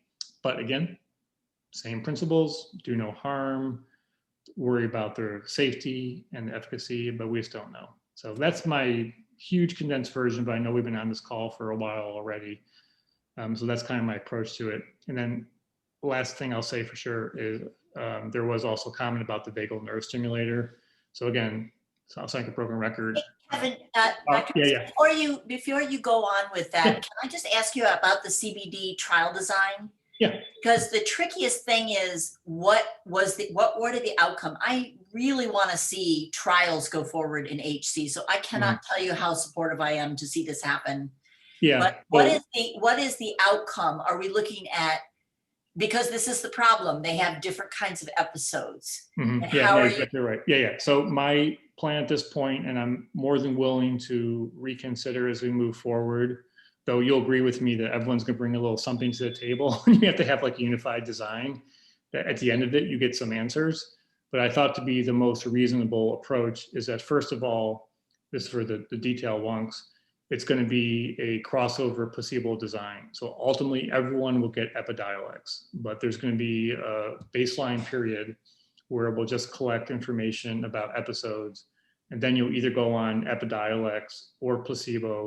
And then after a certain amount of time, this crossover, everyone will go on Epidiolex at that point. And some people have decided we'll go to a placebo. So we can really see that people have improvements in the data or not. And outcome measurements I had were pretty straightforward, Kathy. Seizures, yes or no, frequency, duration, hemiplegic episodes, yes or no, frequency, duration, and probably dystonia. But again, having clear even measurements of those things we know is still a challenge. And we have to have something that we can have families report with like a red cap module. So I'm trying to purposely make it a pilot and keep it smaller so we can show we can get good data and then move from there. But again, I'm I've been a committee of one for a lot of this, trying to think about it. And I put the application for GW and they were supportive. But I think if we want to move forward, I'd convene. No one should ever be a committee of one. We are all happy to read your Oh, protocol. I know. But this was just the initial stages, and we didn't have, like, and it's coming down to money, of course. Of course. And one of the big hurdles is going to be ethically. I don't think we should be putting people on Epidiolex for X months and then stopping without having the drug available to them. So either the company will commit to giving it for a long time, which I don't think they will because it's real expensive, or we need to figure out some other mechanism to make sure that if you're on Epidiolex and you think your child did well on it, that you can stay on it. So that's going to be an important part of how we do it. But I agree with you completely. We need a good trial. And I thought and I forget, there was a good trial published a while ago. I forget the drug, but it was ineffective, but they were able to show good data collection. So we can just do that with a pilot for Epidiolex. I think then we can expand it further. So there's a question about, I think, other CBD oils. Yeah, so part of the problem with CBD is there's so many different versions out there. In my home state in the USA of Tennessee, you can get Tennessee CBD, you can get Kentucky CBD, and you don't know where it's from. And we've looked into this. There's several main suppliers who just repackage it, because when you have this hype, you also have people trying to, not steal, what's the word? They're con people, essentially. You know, they want to make money from this. So they're relabeling stuff and giving it special properties. It's unregulated. So there's a lot of things out there. I'd be real careful. That's why I think if we do it right, we would use Epidiolex. Again, I think the purest, most consistent international product. And at least in the US, if something is FDA approved, it's fine. It doesn't matter about what local drug laws are. So long as a product is FDA approved, that means by definition it has medical value.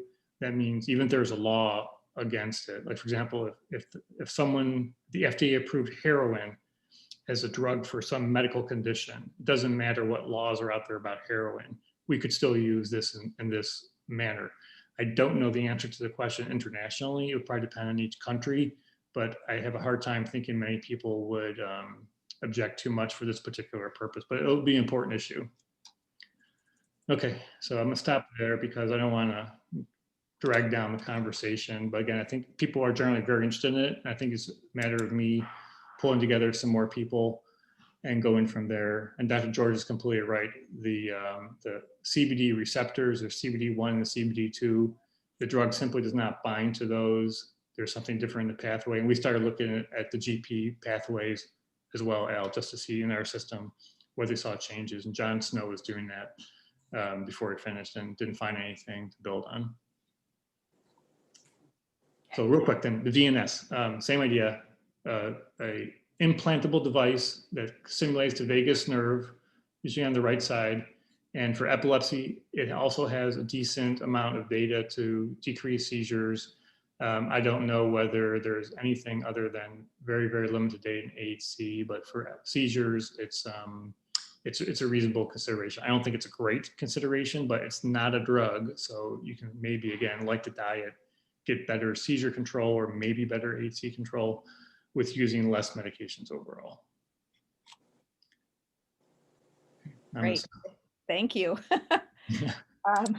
That was a lot, but very well addressed. Thank you. So I would invite others to answer any of these questions. We do have a question about melatonin, because I think an awful lot of families also use that to help aid in sleep for their children.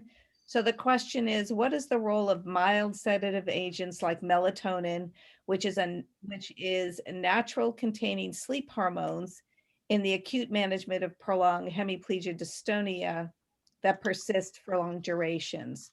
What is the most appropriate dose to be administered? I mean, we use melatonin, and sometimes it is helpful, but there are a number of points kind of related to that. One, you don't want to give it in spells that are occurring in the morning, because then it will mess up the sleep cycle. the other thing is that it's mostly a sleep regulation agent rather than a sleep medicine. It's not a sleeping pill. So its effect is mild. We use it, but very often it does not really help, and we prefer to use the benzos, or we use it sometimes with the benzodiazepines. We also can use it for kids who may have a sleep problem in general, because as we talked before, some kids with AHC have a sleep cycle problem, and it can help regulate their sleep together with behavioral modification and other interventions as needed. And again, we rely on our sleep specialist also in cases that may have more of a sleep problem. Thank you very much for that. Other questions here, or any other comments that the rest of the panelists would like to comment on?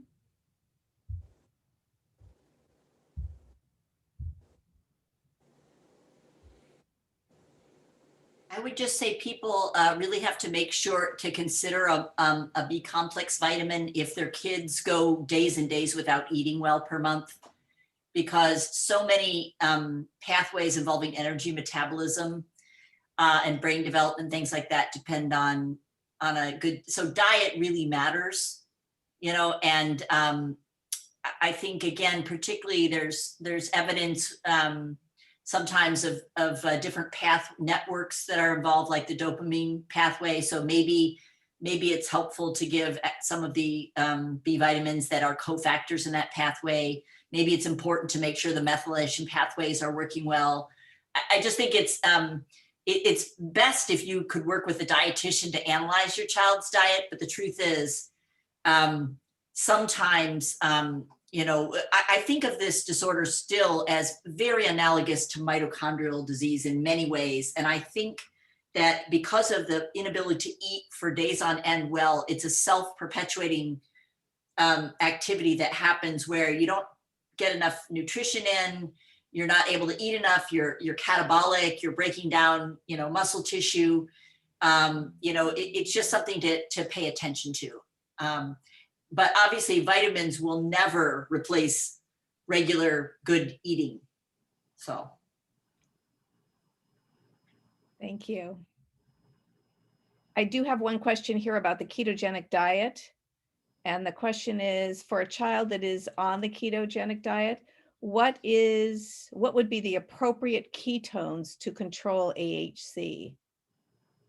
Yeah, I saw that question earlier, and again, I'll defer to the epilepsy world. Even within that, there's a wide range of ketones that don't correlate well with efficacy.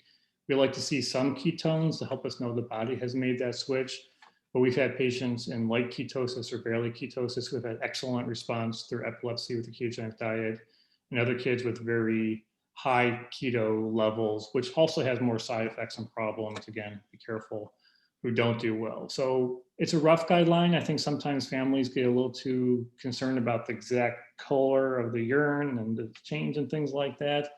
So again, we don't know, bottom line, because AHC has not been well studied. But again, even in the much wider world of well-studied epilepsy, that's not a clear correlation. So I think as long as you're in ketosis, it's fine. And if you're talking about urine ketosis and it's not clear, a physician can also order a serum ketone level as well, which is a little more accurate probably to see where things are at.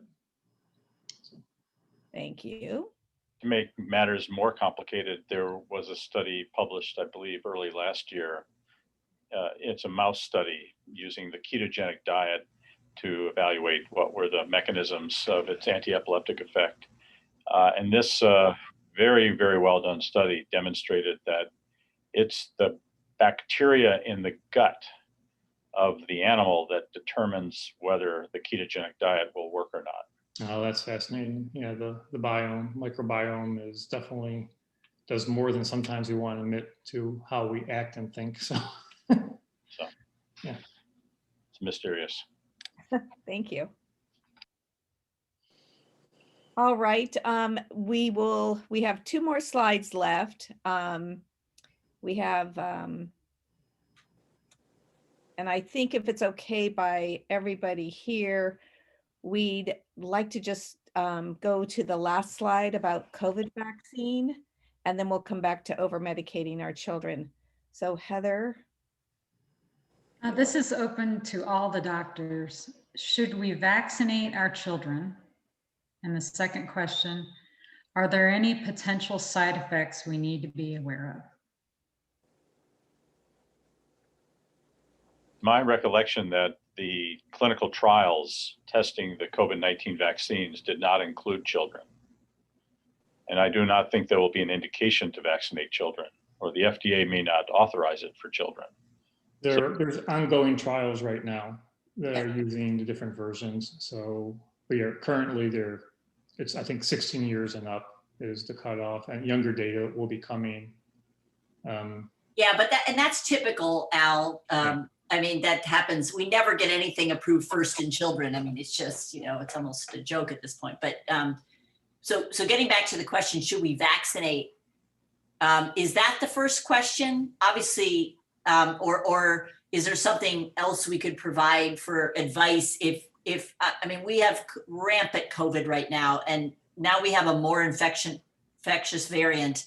And I just lost a Duchenne patient 2 weeks ago who was completely protected and followed all the rules.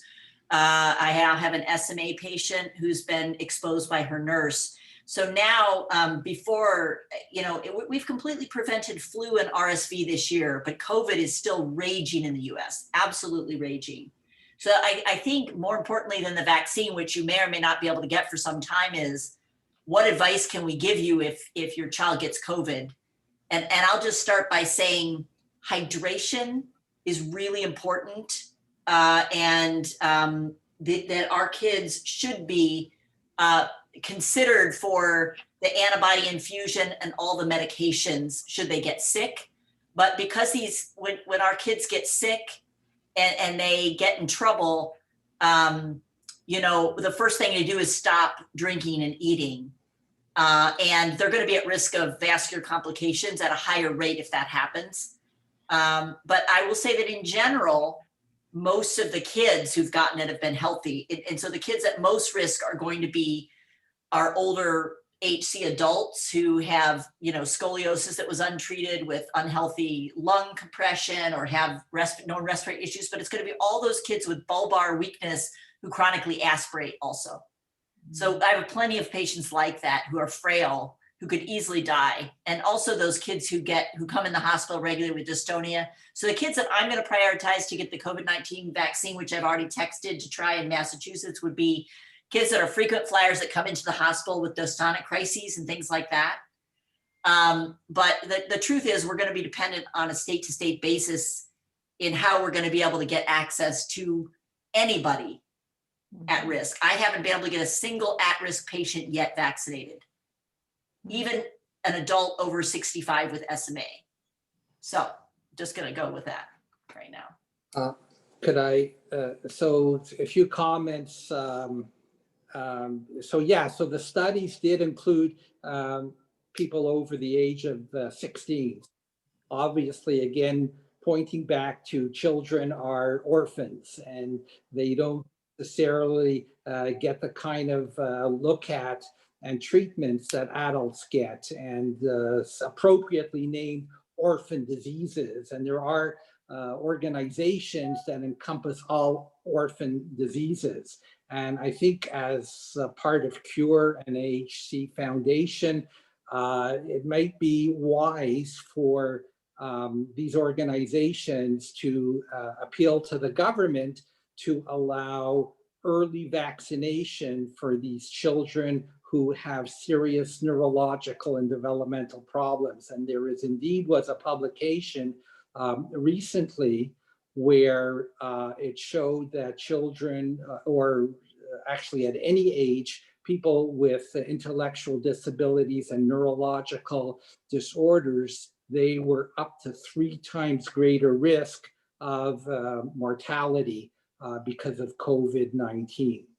And as far as prevention, to add to Dr. Swoboda's comments, is vitamin D.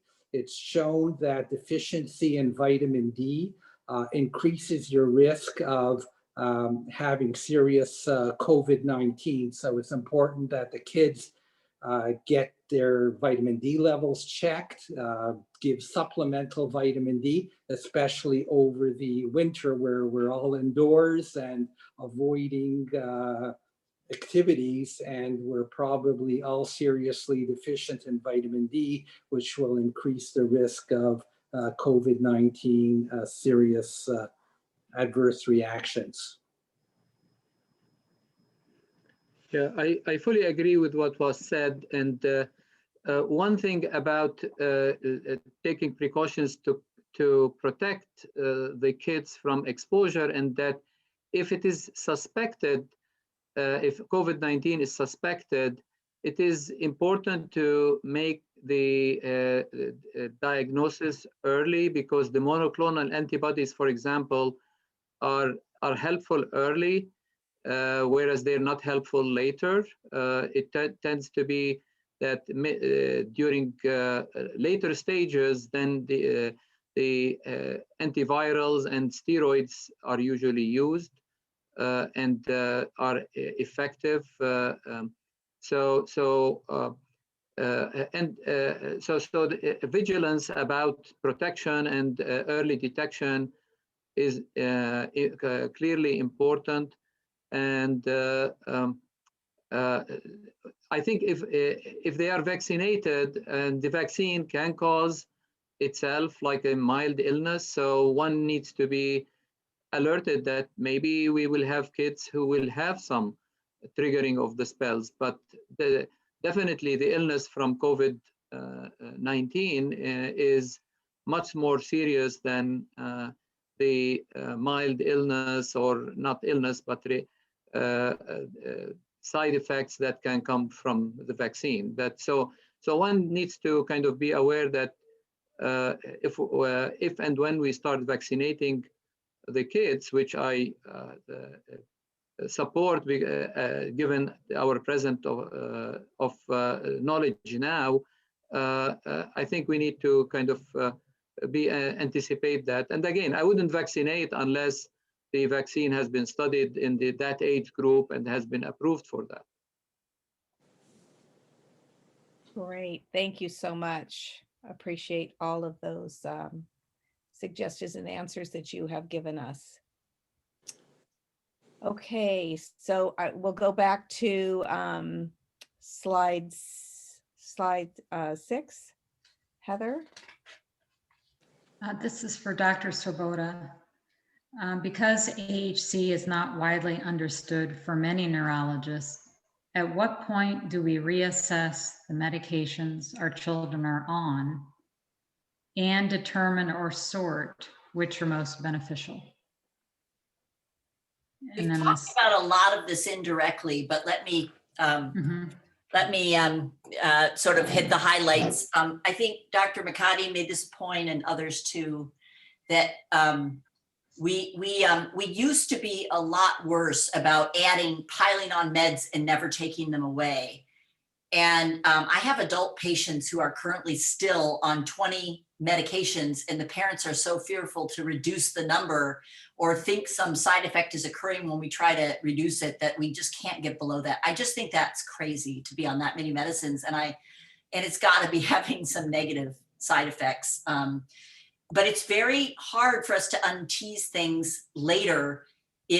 So that's why all of the comments about very carefully assessing the impact of each medication up front on the symptom it was intended to treat and whether or not it leads to benefit. And then if it doesn't seem to be benefiting, to take it away and use the minimum prescribed medications that are actually working to the best of our ability is a constant effort that really requires attention all the time. And unless we have regular visits with families and children every 6 months, and get more centers that are comfortable seeing these kids. I think it will be an ongoing issue because it's very common for the medications to get piled on during crises and then never get taken away because they get added when they're in the hospital and then they're started and then people are afraid to take them away. And so as much as we can have this living plan, sort of a living document, meaning, just to describe what Dr. S was describing, a living document is something that lives as its own entity on your medical record and with you, that you're changing and updating all the time. What are the current medications? What is my child's weight?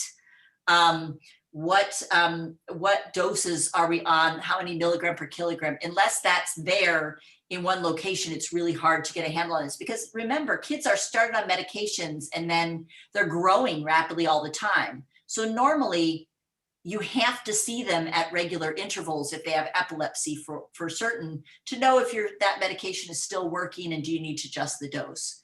And that's just, we've done a terrible job with our AHC community in doing that.